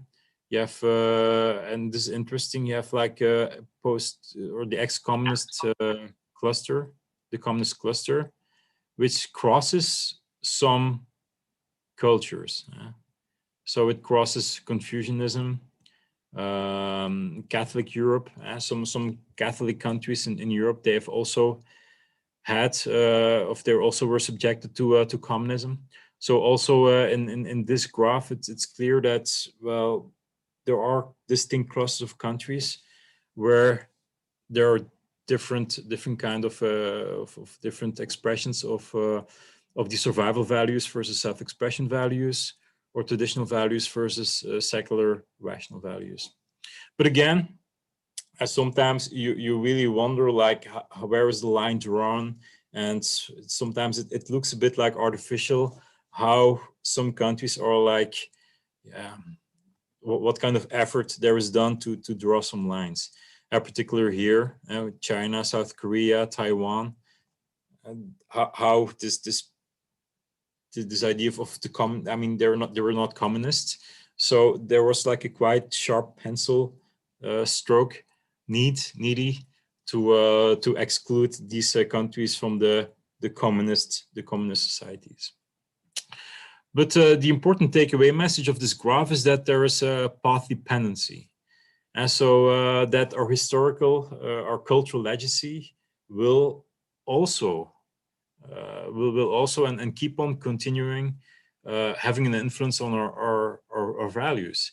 That means that this idea of westernization, that all countries might move to inclusive and tolerant and values that express like freedom and democracy, that in Western Europe might be the case. Well, this might not necessarily be true, because of this idea of path dependency, the influence of cultural and historical legacies. And I think one of my final graphs is indeed the most recent world cultural map designed by Ronald Inglehart and Chris Welzel. And as you can see, well, yeah, some of these clusters shifted more clearly. Yeah, like Protestant Europe is almost like growing out of the map. So yeah, this is the updated version. I think it's being launched or released like a few weeks ago or like last week. And yeah, over here you can see Indonesia and the African Islamic cluster. And it would also be interesting to hear your perspectives on this. To what extent do you indeed agree on this position of Indonesia in this world cultural map that yeah, Inglehart and Chris Welzel actually proposed? This was my presentation. Terima kasih. Thank you. Thank you, terima kasih. Thank you. Well, I'm happy to see you in Borobudur, yeah, and also, yeah, it was one of these morning sunrise tours. To be honest, it was really great. Yeah, and yeah, it's a really eye-opening that we found some, for example, like the we can understand about the cluster of values or yeah, opinions, and also in Indonesia that it is quite clear that the 2020 value map, and we are there. For example, in Indonesia, we are in the secular, traditional, and also at the same time it's quite for not self expression. Yes. Yeah, survival, more survival. Yeah, that's quite many. I think I would like to ask. This is my student question actually. Yeah, that how to build the theoretical point of view, and then translate it into the method that I mean, like the transition between theoretical and to method. That's quite frequently asked a question for my students, and that I want to yeah.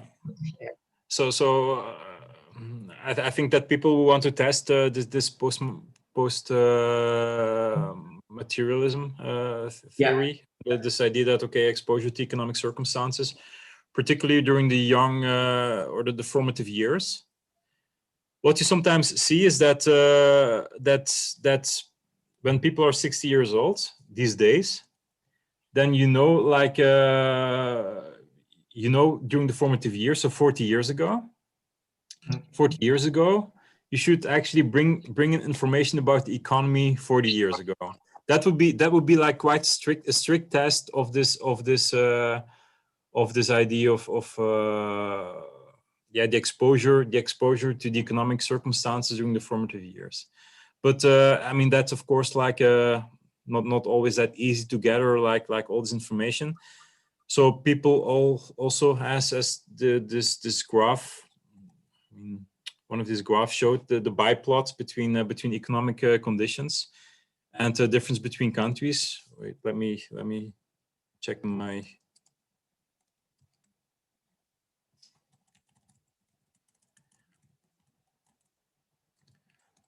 Like this. I mean, one of these graphs is also like quite inclusive, but of course it does not account for all these underlying mechanisms that are taking place and what's going on during the formative years. And then ideally you also look at multiple collections of data.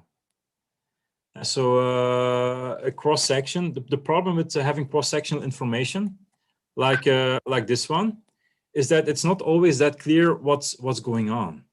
Because in the end, we present information from 10-year cohorts. So we do, for instance, see that people who were born in the 1930s, they are quite material. People in the 1950s and people in the 1990s, and born in the 1990s and born in the 1950s, they're quite post-material. But the problem with such graph is also that it can conflate like life cycle effects and cohort effects. And so we do know from the literature that people might also become a bit more conservative over the lifespan. And so that for whatever reasons, people are taking more, becoming quite protective for the family, their culture, when they grow older, which means that over the lifespan, people also become a bit more conservative, more longing for safety and security, which also comes clear to a material value orientation. So based on these cross-sectional data, it's not always that clear to disentangle life cycle effects from generational effects. So effects of expressions, value expressions that actually appeared from economic circumstances during childhood socialization, basically. So that's empirically. You might want to rely on more than one wave. Check what's going on over the waves. Check, do analysis with different cohorts as independent variable. Okay. And this is something that happens a lot. Yeah, the problem is that you might want to separate life cycle effects from cohort effects, so generational effects. Okay. Period effects, but that's just not possible because they're all related. So so empirically, you might want to look at multiple waves in the first place, and then adding cohorts as independent variables might already be a good strategy. Yeah. But there are already there are some. I think there are some papers I can send them to you that also do this empirically. So if that responds to your question, sorry if it was a bit like all over. Yeah, thank you. That's I think because I ask students to do some simple analysis like regression. Okay. Yeah, to also the plot as well, and then this is very helpful for us to and then understand, for example, the concept of post-materialism, something, and also about the LGBT opinions on LGBT, because it's quite sensitive as well in Indonesia, and that's really okay. Thank you, Tim. And and that's the time is very running very quickly. Okay. This is I think thank you. Yeah, thank you, Tim, for your talk. Yeah, and then I have checked the paper, your last paper as well, using the Corona, COVID, right? In stability of value. Thank you, Tim, and I think we will be happy to do such work in future, right? And okay, and we are now in the 10:40, right? And the 10:40, and we will have a break. And because it's we will have a hands-on session more, because we have more theoretical with the team, and now I think we will move on the more practical session. And I think we will have a break for 15 minutes, right? Yeah. I'll make it 10. 10 minutes, right? Yeah. Okay. Yeah.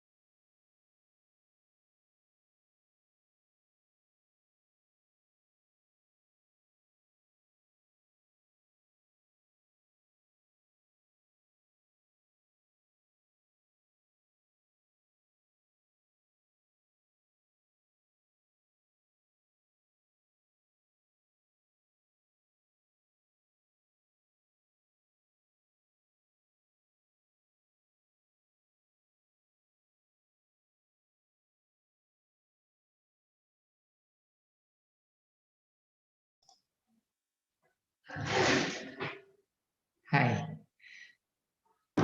Yeah. Hi all. Thank you. That we will start again with the last lecture for joint European values and also world values survey. Then we have Giovanni and Angelica for this session. And please, Giovanni and Angelica, to have this session.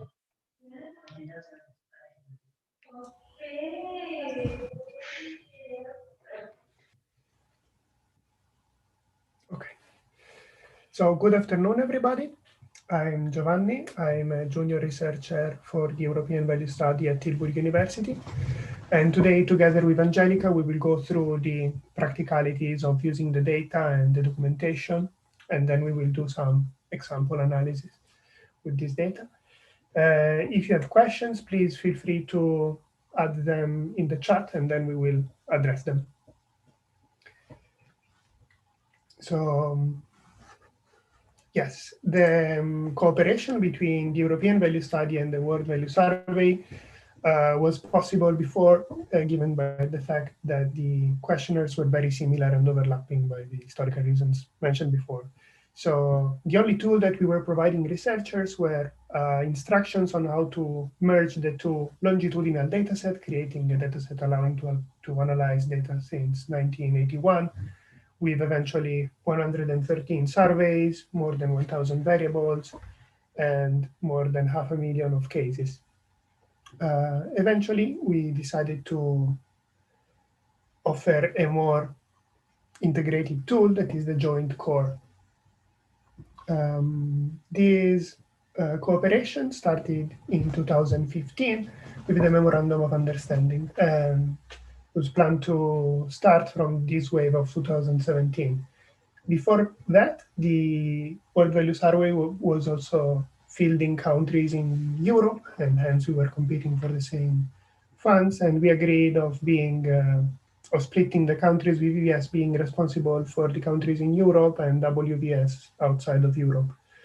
Additionally, we increased the overlap of the questionnaires, so more than 70% of the questions, and to produce directly the dataset for removing job from the researchers and ensure the maximum quality. Ruud already mentioned how EVS works, but just to give you a brief overview, the two surveys were bridgeable, because WVS is very similar, very similar methodology and interviewing method that is also similar to EVS. However, there are some key differences. For instance, in the universe, the WVS allows for countries that have a lower voting age to interview respondents that are 16 or 17 years old, whereas EVS doesn't. Additionally, the translations differ for language minorities. In WVS, they include and translate the questionnaire for minorities that are language minorities of 15% of the population, whereas it's 5% for EVS. And additionally, we have some differences in the anonymization procedures. Eventually, we came to create this joint core dataset with 79 countries, of which 34 from the EVS and 49 from the WVS. 4 of these countries participated in both surveys, allowing people interested in methodological research to do interesting comparisons. And for substantive research, we have 230 harmonized and standardized variable and more than 100,000 respondents. So lastly, for giving you a little overview, these are the countries where EVS and WVS fielded their questionnaires. And I will now leave the word to Angelica. Yes, thank you. Can you hear me well? Yeah? Okay, good. So what is the content of this data set? We have a set of common core variables. As we mentioned, we had an agreement, so we compared the questionnaires and we made sure that we had overlapping questions. We standardize the variables names and labels, and I will go back to this later. And where it was needed, we harmonized the variables. By that, I mean that in some cases we had to maybe aggregate categories or change slightly something to make sure that the two surveys could be pooled in one data set. Again, I will show you an example.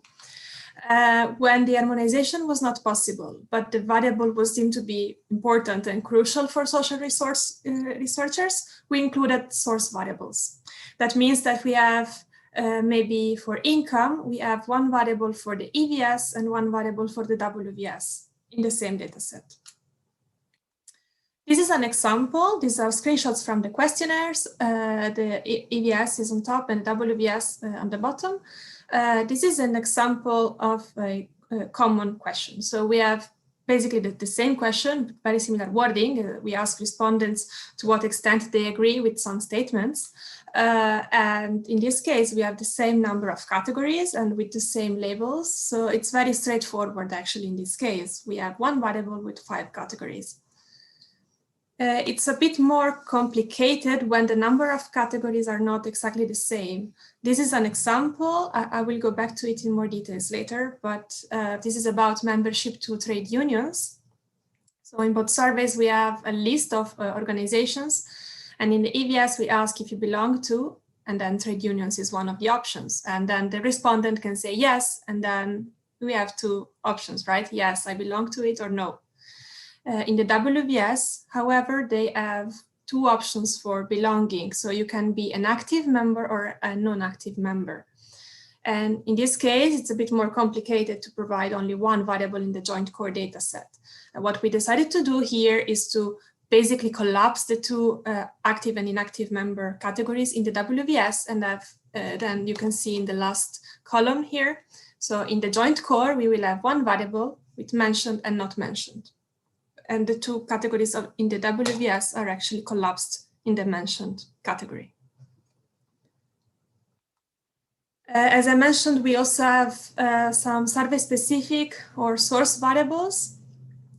This is the case for political parties, for instance, and income, because we had slightly different question wording, and we felt it was safer to keep the 2 separated. That doesn't mean that you can't pool them, but you have probably to undertake some more steps and check that the variables are really comparable. And these types of variables are identified with a suffix. So in the data set, if you see a variable with underscore EVS5 or underscore WVS7, that means that that variable contains valid values only for the EVS or the WVS respectively. And I think this may be important because if you, for instance, add income in your models and you add income EVS, then you basically lose the WVS sample because they all have missing values on that variable. Please ask any questions in the chat or raise your hand if I'm going too fast or too slow or if something is unclear, okay? For a few variables, we also use international standards. So actually here, the harmonization job is done by other institutions. That's the case for countries. For instance, we have the ISO codes, or for the educational level, we use the ISCET classification, which is maintained by the UNESCO, and it allows basically to, for each country, we know each educational attainment, each level, it corresponds to a standard in this ISCET. And so we can compare, for instance, we can distinguish between primary and secondary education, even though in each country, the secondary educational level has a different name. And this can be useful if you also want to use macro level data, for instance. So you may find data sets which use also the ISO coding for the country, and then it's very easy to actually merge and pool data. But how do you get to this data set? There are 2 access points, but let me stress this. The data set is exactly the same. It's just that you can access to it via 2 different routes. One is via the GASIS data collection. There you will find the data set in the SPSS and Stata format. And the other access point is the WVS website. And there you find, again, the SPSS and SATA format, but also the R format and the SAS format. Access is free of charge for scientific academic use. In the GASES website, you have to create an account. And in the WVS, you can include your email address every time.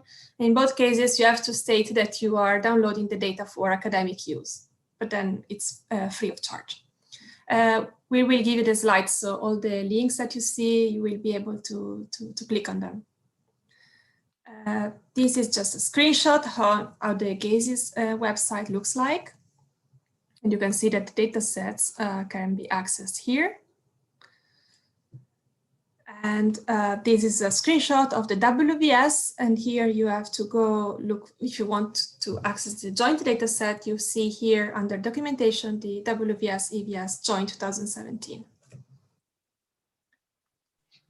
It's very important when you use the data set to cite it. It's very important for replicability. So if anyone wants to run your analysis again, they need to know which data set you used.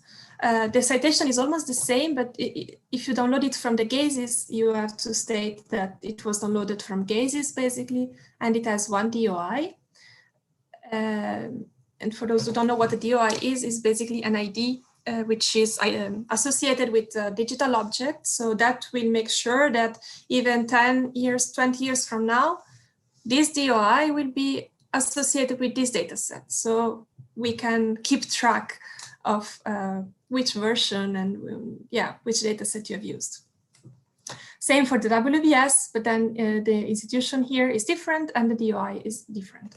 But the data set is exactly the same. It's just two different access points. Together with the data, we also provide a bunch of documents which are really important. And we thought that for today, it would be interesting to show you what these documents are, because we think it's very important before you approach your analysis that you're able to, look for the information related to all the variables you want to use. There are 4 main documents together with this joint data set. One is the questionnaires, of course, for EVS and WVS, with the common questions highlighted. So it's very easy to see which questions belong to both surveys. Then we have a variable report, which is a very long document. It has an introduction with a general explanation of, the missing values and the recoding steps that we undertook. And then for each variable in the data set, we have some details. And we also have an appendix with a summary table. So for each variable in the data set, we provide, I think it's the means or the percentages by countries. We also have a variable correspondence. That's very important because, as I said, we have the EVS dataset and we have the WVS dataset, and the variables may have different names. But we did standardize them. So in the joint dataset, each variable has a different name. And with this variable correspondence, you are able to trace back. So if you know that you want variable Q2 in the WVS, you can see how it is named in the joint dataset. And finally, we also have an overview of the participating countries, mode of data collection, and the fieldwork periods. But I think it's maybe more clear if we go back to the example. And what I want to show you now is basically how and where you would find all the information that I have in this table. So again, we want to study those who belong to trade unions. And the first question may be, okay, do we have this question in the questionnaires and how is it collected? In this case, you go to the website. I chose GASES, but you can do the same on the WVS website. And I actually invite you to do so if you want with your own laptop. Then you go to questionnaires and you download the questionnaires. And then you, I don't know, maybe you do Control F or you just scroll and you find these questions. So you see Q4 in the EVS here. As I mentioned earlier, we have a list of organizations and we see that we have mentioned and not mentioned, okay? So respondents said, listed all the organizations in this list they belong to, and the interviewer coded mentioned. In the WVS, we have a very similar list of organizations, but we see that we have active member and inactive member and don't belong as answer categories. So the good news here is that we found out that we have the question in both questionnaires. They are highlighted in yellow. So you know that they will be in the joint core data set. But then the next question is, how do I find it? Because I see that this is V11 in the EVS and it's Q97 in the WVS. So the next step is to find out which variable is in the joint core data set. And this you can find out using the variable correspondence table that I mentioned earlier. You find it under other document, variable correspondence. And this is basically a big Excel table with all the variables from the EVS here. They usually start with V. The variables from the WVS, they start with Q. And then you see the correspondence to the name in the joint file, which is different. As you can see, it starts with different letters. And that's actually the same names that they also have in the longitudinal file. So it should also be easier to build a provisional longitudinal file if you're interested. And here, okay, we said we wanted to know V11, there it is. And then I found out that I have variable A067 in the joint core dataset. And then the next question may be, okay, but how did you harmonize? Because you have a different number of categories in the two surveys. So I already told you earlier how we did it, but of course you may want to look for the information yourself on the documentation. And for this kind of information, you would need to go to the variable report. As I mentioned, it's a very long document, but it provides information for each variable in the dataset. So what you can see, this is a screenshot of the variable we are looking at. You can see the categories in the data sets. You see that we have mentioned and not mentioned, and also all the missing values that we have. If any recoding was necessary, then you will find it here. And the way you would read it, and I hope it's not too small now, but the way you would read it is that in the WVS7, for instance, we had option 1, inactive member, which is now recoded to option 1, mentioned. And then you add option 2, active member, which is now recoded to 1, mentioned. Other information you find in this document are the source question text. So what I showed you earlier from the questionnaire, you can also retrieve it from the variable report. And the notes. This can be very important because if there is any deviation or any standard we used, or if for some reason the variable isn't available in some of the countries, that's where it is documented. So the variable report, and I can't stress it enough, is very important when you start analyzing, preparing your data for the analysis. Especially, I heard that you use R, so I think it can be very useful for you to check the labels in this document if you can't, well, depending on the package you use on R. I know it's different, but this is basically the code book, if you want, associated with the dataset. You may want to access some more detailed information. In that case, you may need to go back to the source dataset, because, for instance, with the EVS 2017, we also have methodological guidelines, we have a longer method report, we have all the field questionnaires. So there are some information which you may need to look for in the dataset, in the documents associated with the main datasets. Same is with the WVS. For example, let's say that you want to check the Indonesian translation of the question of membership to trade unions. You would need to go to the page of the wave 7 of the WVS here.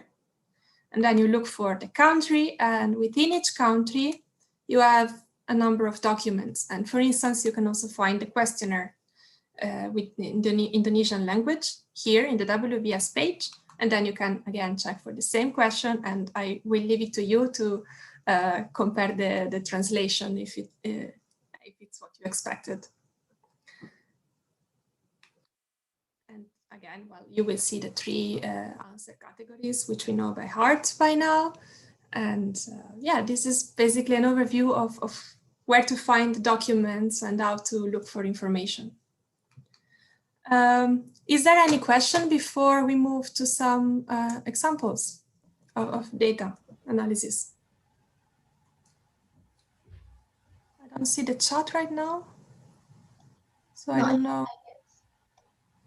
That means that we can easily analyze the European data now with the Asian data, right? Because before, Yes, exactly, and that's the added value. So yeah, for all the variables that are in both data sets, so it's a lot of substantive variables, but also social demographic variables. Yes, you can directly compare all the countries that were in the map earlier. Yes. Yeah, I just realized that because I use EVS because I use EVS independently, and then recently I use WVS for the recent paper. But yeah, now I can be with Ruth and all of you to analyze Indo-European or Netherlands and Indonesia easily, right? Yeah. Yes. Yeah. And I think it's a very important product because we see many people that in their papers use both EVS and WVS. So we hope that with this data set, we have done some of the job for you and the variables are already standardized. Yes. Yeah. Okay. Yeah. Thank you. You're welcome.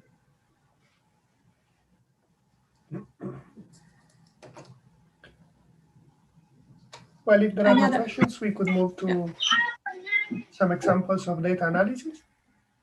Yeah. Nice. So the analysis that we're going to show bring weighted data. Weights are variables means to correct sampling errors and the representativeness of the samples. In our joint core dataset, we provide 3 types of weight: decalibration weights that correct the sample on the basis of gender, age, education, and region; equilibration weights to bring the sample size to the same level; and population size weights that is necessary when comparing aggregated statistics of countries. And another disclaimer is that those are just examples, and normally research, as you may as well know, must be driven by a research question, a theoretical framework, and proper hypothesis.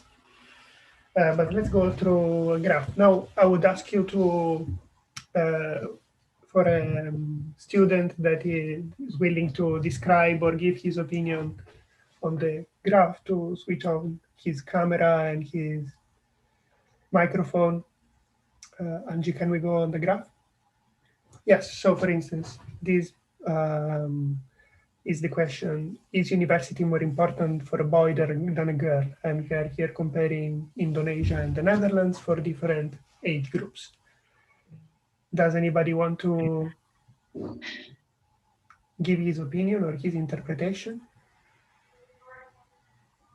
Feel free and don't be scared. Yeah, so this is actually an example where you can just compare Indonesia to a European country very easily, because so to answer your question from before.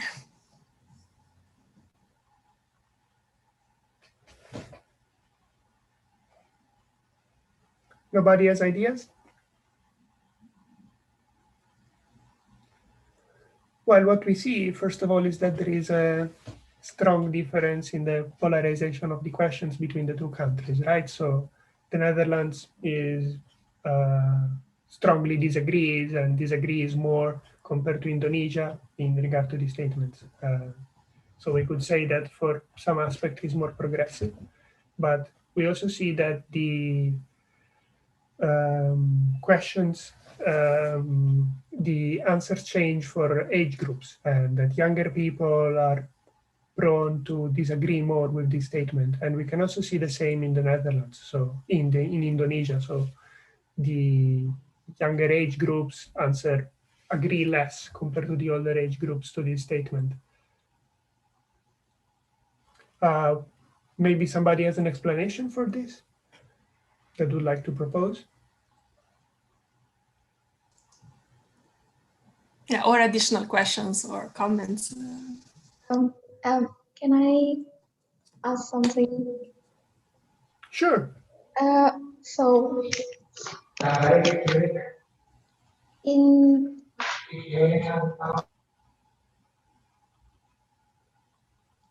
okay, so in the first, that was like Indonesian, right?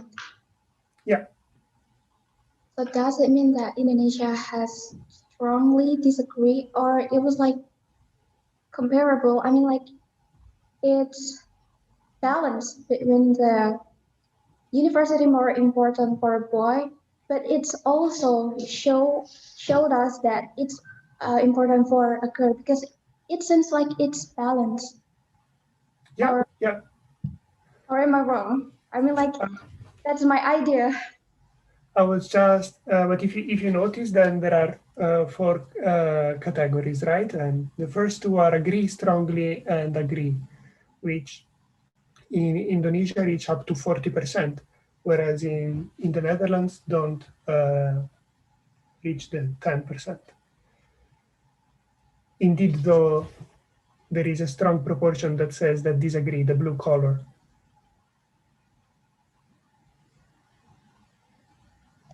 So could I conclude that my country has equality of this education? So are you can I ask, are you asking about the question, like what is the exact question wording? So So I'm wondering if from this data, from this graphic, that my country has equality of the university more important for, but it means like balance. And we show that, it shows that we have equality of the education in our country. Or is there any like interpretation that I could easily understand about my country?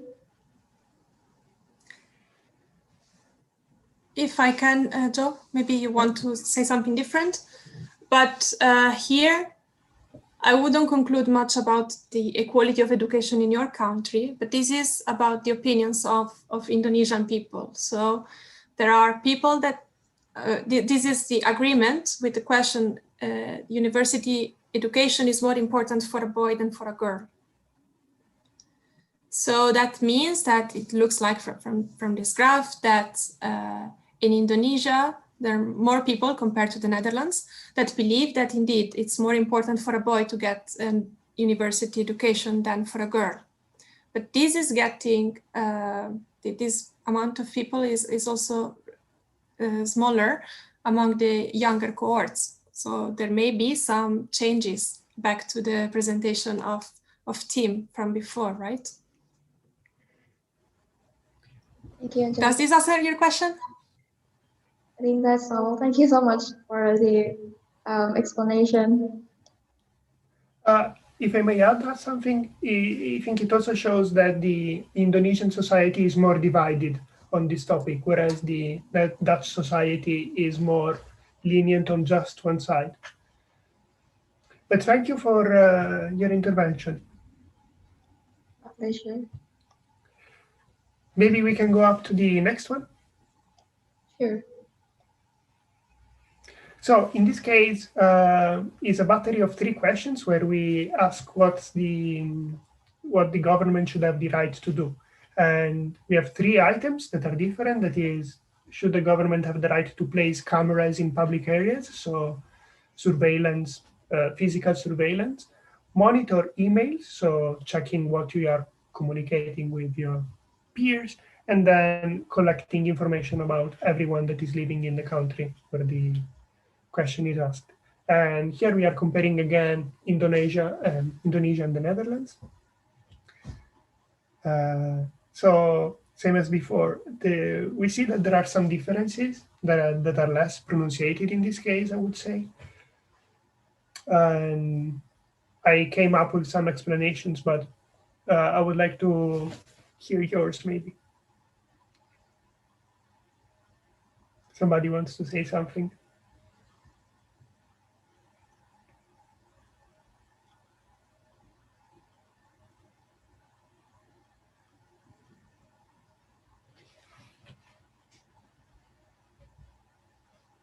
Anybody? And really, there is no right or wrong answer. It's just to engage with you, to show you what you can do with the data. Okay, please try to find the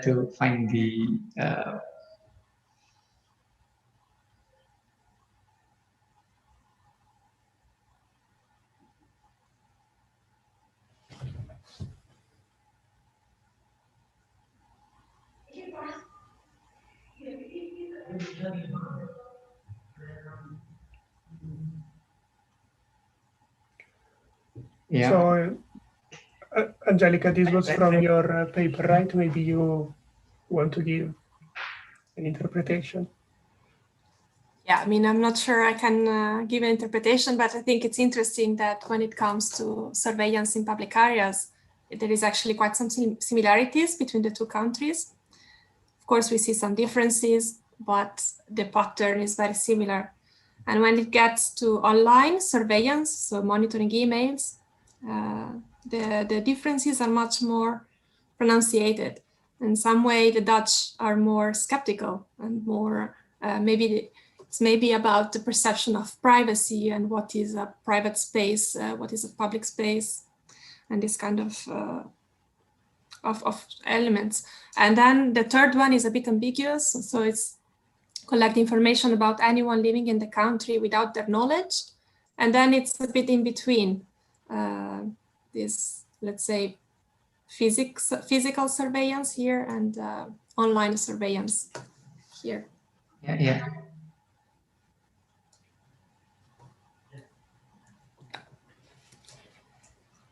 Okay, but yeah, this was another example of just, you can just compare two countries with this data set. But maybe we have another example with more countries, Joe? Yeah. This one? We also have just with, okay, also without comparing European countries, but I think this is better. In this case, we are comparing the life satisfaction across countries, also divided for class ages. And we compare Thailand, Italy, Indonesia, and the Netherlands. Somebody wants to talk?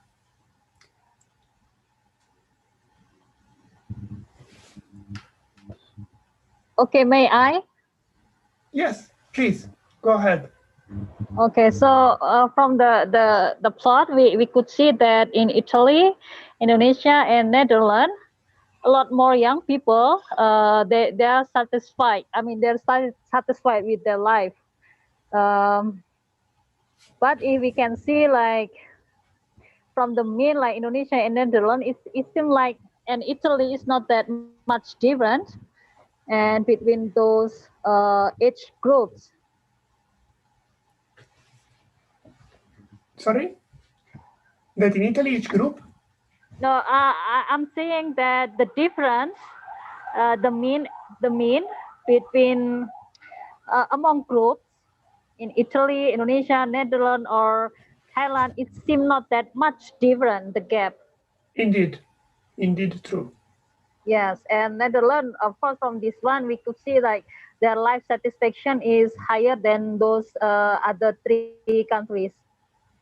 Yeah, absolutely. And also in the Netherlands, I was also noticing that together with Thailand, old people seems to be happy, happier in Thailand and happy as the young people. Whereas in Italy and in Indonesia, it seems like satisfaction goes down the more you grow old, right? Right, right.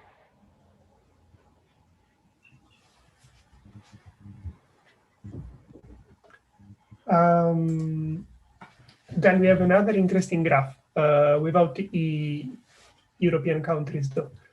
In this case, we compare the questions, who would you like not to have as neighbor? So would you like to have people of different race as neighbors, yes or no? And immigrants, homosexuals, alcoholics, and drug addicts. And in this case, we are comparing countries in the percentage of people that mentions these categories as people that they would dislike to have as neighbors. We are comparing Indonesia, Myanmar, the Philippines, and Thailand. What sparks in your side? Like, what is immediately visible for you?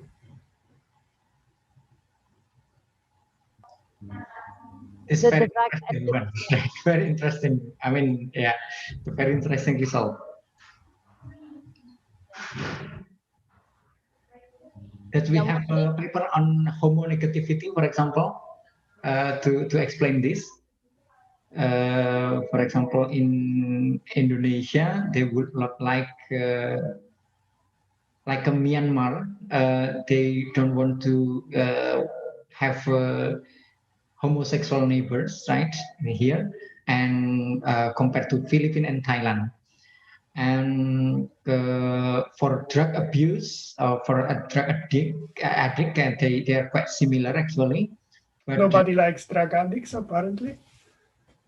Yeah, and for heavy drinkers in Indonesia, it's not too much. The three countries have a quite different, quite similar tolerance level of tolerance, but not in Myanmar. And the different race, we are quite tolerant with different race in between Indonesia, Philippines, and Thailand. Even Indonesia is most tolerant for the different race because of the nature of nature of our country. And this is actually how, if I can interpret more deeply, but Myanmar, the interesting one, almost all the different Myanmar is they don't want to have different neighbors. That's why they are quite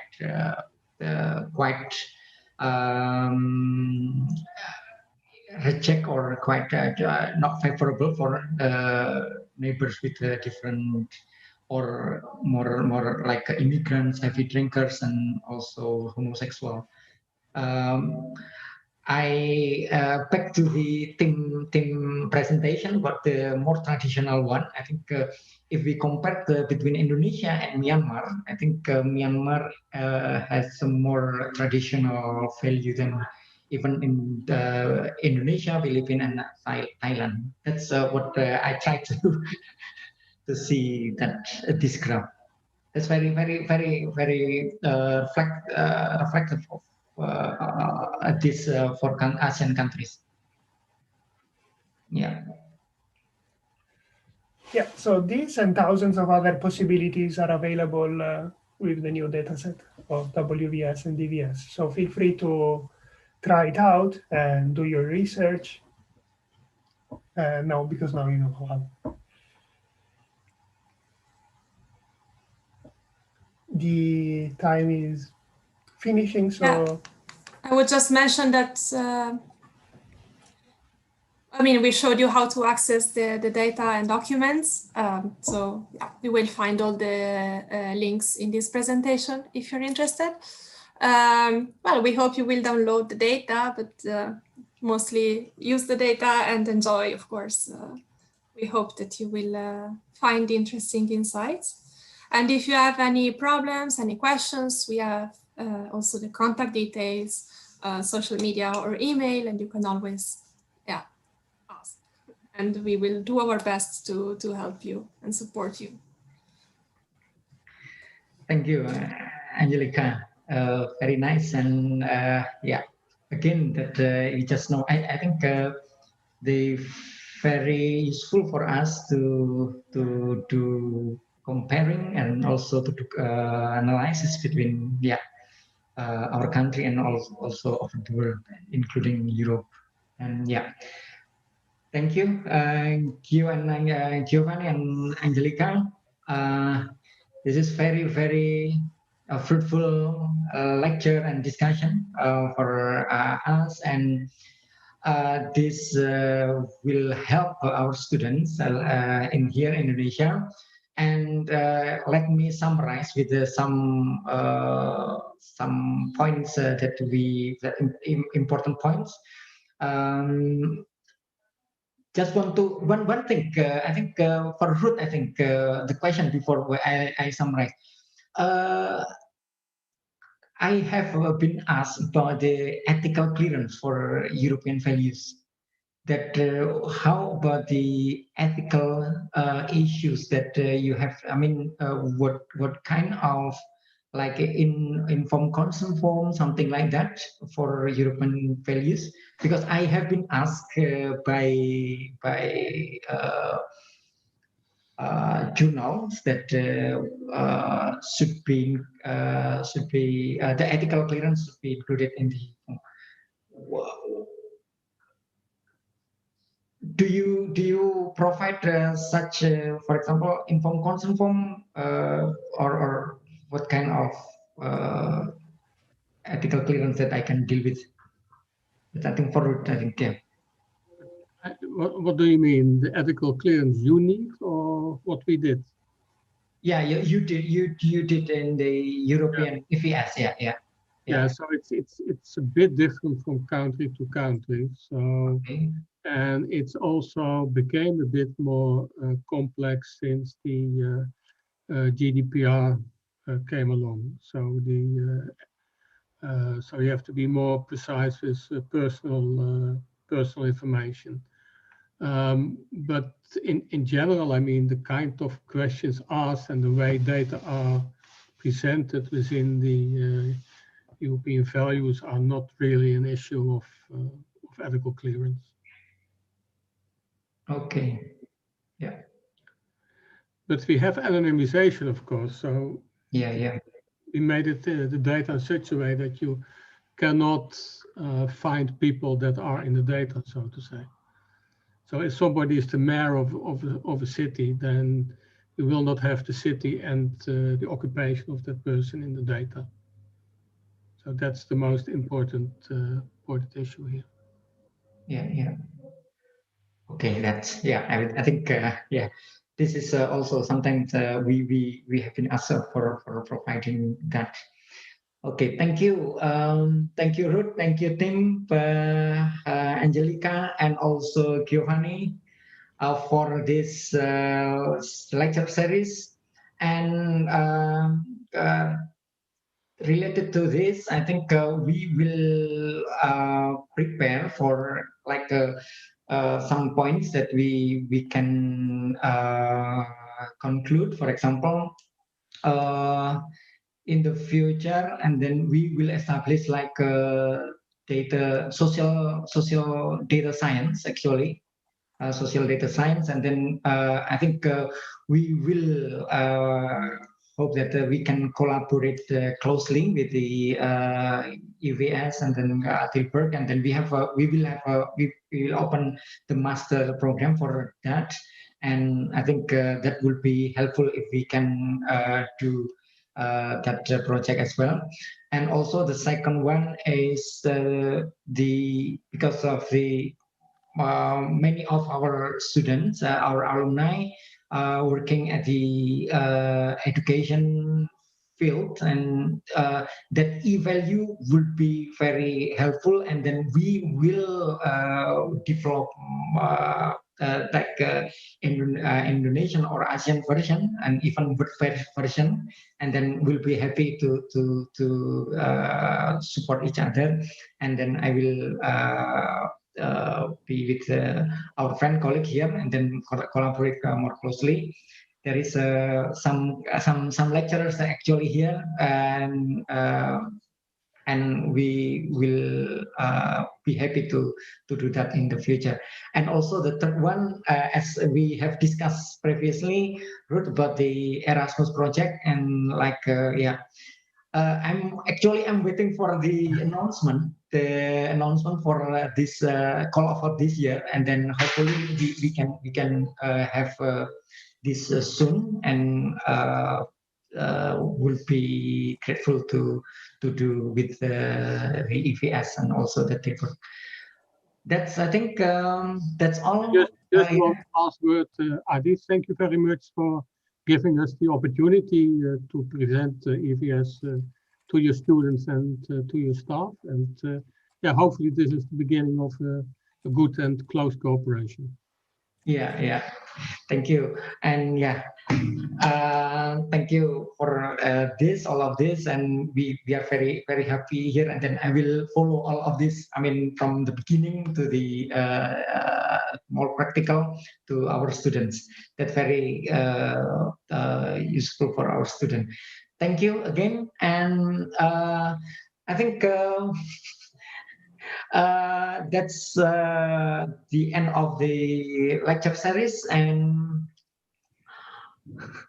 I think I will give some the photograph, and baik semuanya mungkin bisa open kamera, please. Tim say that the Wi-Fi is a basic need, and then I will add with the photographing is another one. Yeah. Okay, then, and so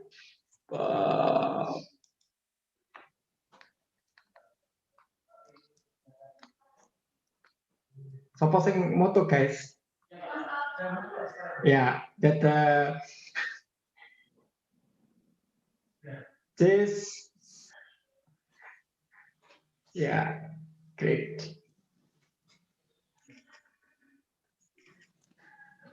Okay. Okay, please add this need for the basic needs in your Maslow hierarchy. Needs hierarchy. Thank you again, and okay, and we will discuss further, and also Arab barometer. Okay, your Afrobarometer. Yeah, this is a question, last question, I think, because there is one international student from Burundi, Emmanuel, our students, and he is very keen to have like a Afrobarometer or something like that, and also using secondary data. And thank you very much indeed, danke well, and yeah. Selamat siang. Terima kasih. Masih sama-sama.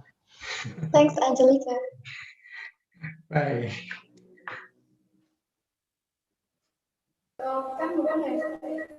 Apa nih?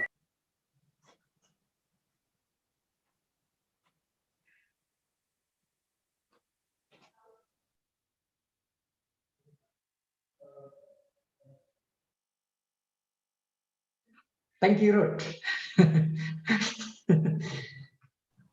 Thank you. I will go. Yeah, okay. Bye-bye.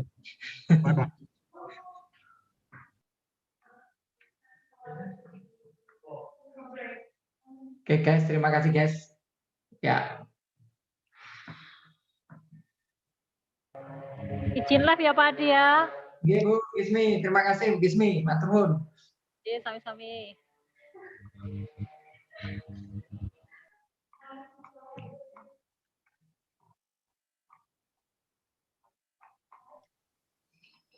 Saya izin live ya Pak Adi. Live.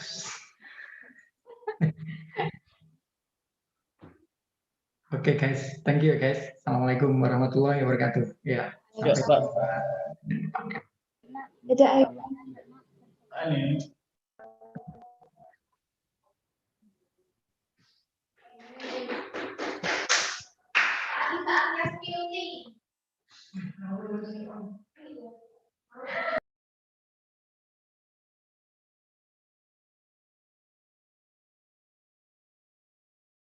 Aduh, ngentek ke jatah ngene beruang iki.